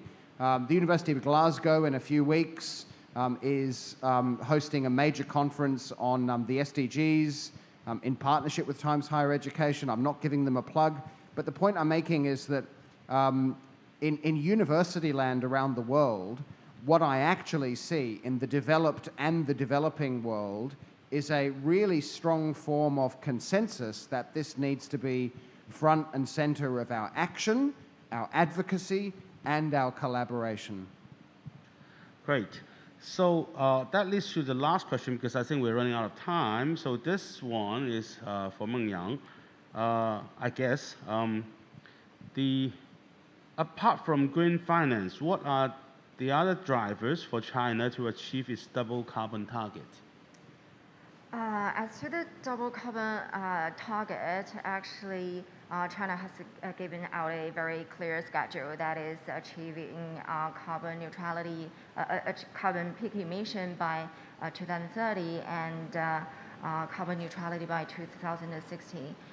Just a little bit background. Actually, the Europe achieved a carbon peak in 1979. And that of the U.S. is in 2050, so 2005. So for their carbon neutrality goal at 2050, actually they have 71 years and 47 years to 45 years to achieve that. Whereas China actually runs a very tight schedule of achieving carbon neutrality from carbon peak in 30 years. That is a great background.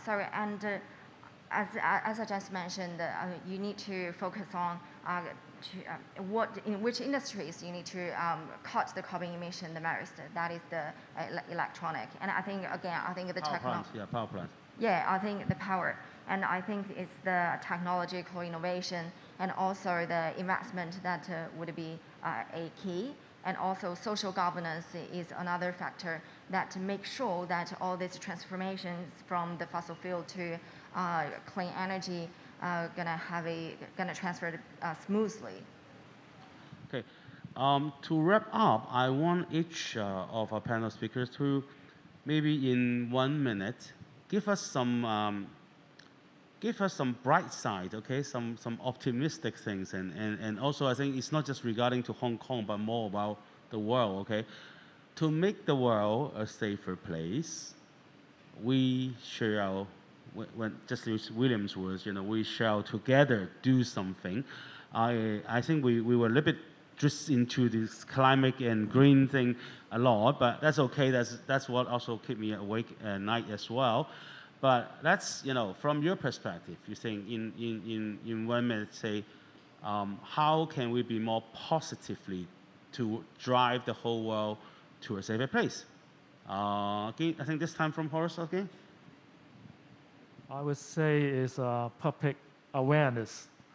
But certainly we must have some kind of legislation as a whole, but we must have to raise up the public awareness. So education is still my answer to that.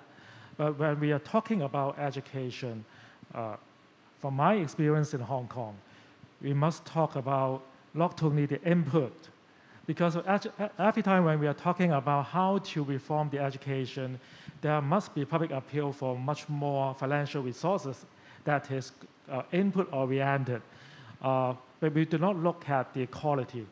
When you see that in the last decade, the government has spent significant resources, especially financial resources, in the education system of Hong Kong, but you can see the people of Hong Kong are still not happy with the education system of Hong Kong. So how to focus on the output-oriented, that must be what we should achieve in the coming future. Great. Meng Yang? I think it's focusing on the result and focusing on the goal and taking actions. Actually, the issues are there. We've talked a lot. And actually, the solutions are there. And many studies and feedbacks from the industry. And so actually, I think people know what they should do, but the essence is that whether you can implement it and execute it properly so that all this can take effect. That's a very optimistic way. You think people already know? I'm not sure. William? I would use 4 characters to start.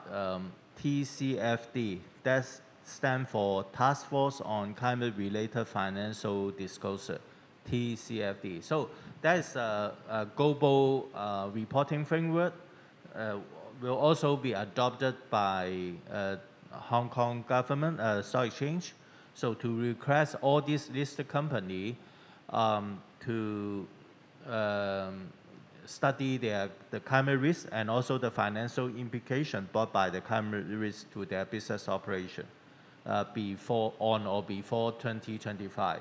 So I think that really draws the attention of the private sector about the potential risks they are going to face. I think that's excellent. So I would say not only relying on the standard, but also as also expected by like the United Nations, they hope to involve more the private sector, the business sector, the most resourceful segment to make a contribution to combat climate change. So to face the risk on the one hand, we need to do something. On the other hand, trying to draw resources from private sector to help to solve a big global problem. Yeah. Thank you. Laurie? Well, Nelson Mandela once said famously that education is the one weapon we have to change the world. And as I started my remarks here this afternoon, I said, if our education system is functioning effectively, then we will have answers to cybersecurity, we will have answers to food, we will have answers to the climate crisis. I accept what Horace was saying in terms of we need to focus on the outputs. And I think that there has never been a more exciting or a more important time in Hong Kong than today for us to do that. If you look at critics around the world, they say that this city's golden days are behind it. I actually think that we have a once-in-a-generation opportunity, and yes, it will take 20 years for us to evaluate success, but we shouldn't let that get in the way of the job ahead of us. We have heard already from a long-standing member of the Legislative Council in Hong Kong this afternoon that we have gone from an era of chaos and dysfunction into one where legislation is getting passed to fix some of the deep-seated issues that we have in society. The challenge now for education is for us to respond to what this new era represents. And yes, we need to be absolutely focused on the outputs.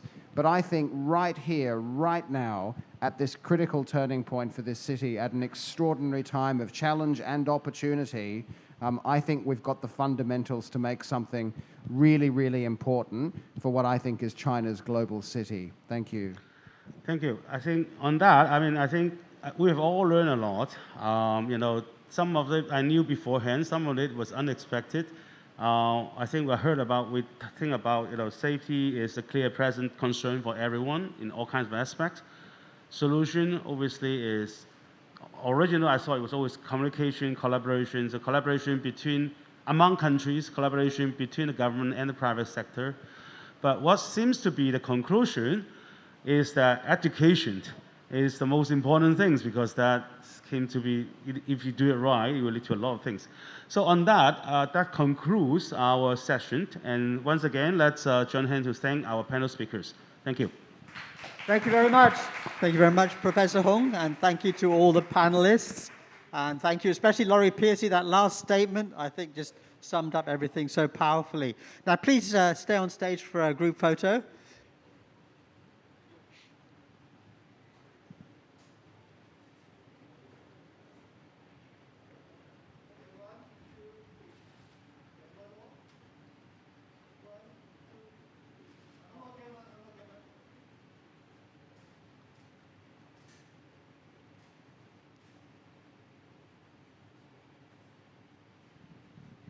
Thank you. I'd like to invite Dr. Herman Hu to come up on stage, please, to present a souvenir to our guests. 有请吴晓明博士寄送纪念品给我们的分享嘉宾。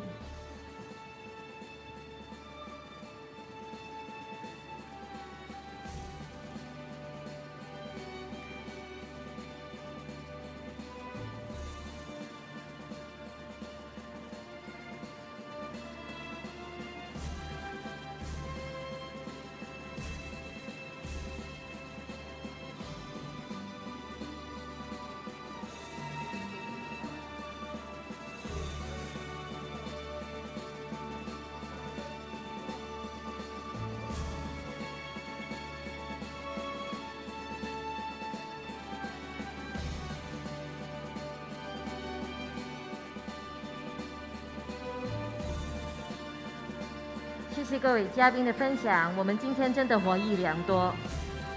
Thank you very much, panelists and Professor Hung. Now I'd like to invite to give the final remarks Dr. Kennedy Wong, Vice Secretary General of Hong Kong Coalition, to the stage. Thank you. 我们今天活动已经接近尾声，现在有请香港再出发大联盟副秘书长黄英豪博士为我们之总结发言。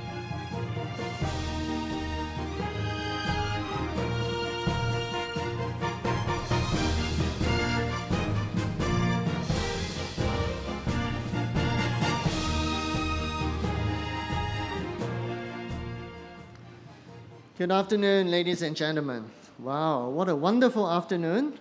And wonderful speakers, nice topic, you know, just fitting for the typhoon outside and you're all resting at home. I hope you agree with me that the topic chosen by the Hong Kong Coalition and Friday Culture today, towards a fairer and safer world, is very fitting. In fact, if we change the word world to Hong Kong, that would probably nicely become the a topic also for our government, including our Chief Executive, John Lee, who set the tone for today's discussion. We have heard in two panels from 8 speakers from very diverse backgrounds, and, well, we cannot seek consensus from such a sort of wide range of speakers. But what I heard from, for example, the first panel is we need to understand, you know, why this world is not fair and why this world is not equal, because we have different culture and we have different background and history. So we have to perhaps learn to understand each other more. From the Consul General of Egypt, he said that, you know, Egypt is a melting pot of different cultures. So these are the words that I got. And then from Regina Yip, our convener of the Executive Council, she said that we should avoid clash of civilization. You know, the book written by Samuel Huntington. So in order to do that, I think in this world, in this global village, we have to learn and understand from each other. And then that leads to the second session, where the 4 speakers all share their perspectives on how to make the individuals and the world safer. We need to tackle climate issues together, because if we don't tackle them, climate issues can turn into global issues, food security issues, financial issues, and it would be an issue for us all. And quite fittingly, at the end, the consensus was we need to improve education. We need to empower our younger generation to learn to tackle these issues. And I also heard that together, collectively, we can make the world safer and fairer. So that was my take-home value. I'm sure you have more. But in any event, I thank you on behalf of the Hong Kong Coalition and perhaps on behalf of my friend Herman of Friday Culture. Thank you so much for attending this forum. and you know, we'll for sure organize more, and we very much look forward to you know, talking to you all and interacting with you all in the future. Thank you. Thank you very much, Dr. Wong. Thank you. 谢谢黄英豪博士。 Thank you, Dr. Wong, and thank you to everyone involved, all the panelists and the speakers and guests of honor, and especially our two organizing groups, the Hong Kong Coalition and Friday Culture. I hope you'll attend future gatherings. 谢谢王英豪博士，感谢大家参与今天的论坛，特别鸣谢香港再出发大联盟及 Friday Culture， 希望在不久将来的活动再跟大家见面。 In the meantime, if you want to check the highlights or see certain speeches again, do check our YouTube channel and our website, fridayeveryday.com. 如果大家想观赏今天的活动精华，也可以向 fridayeveryday.com 网站浏览。谢谢。 Thank you and good night. 谢谢大家，再见。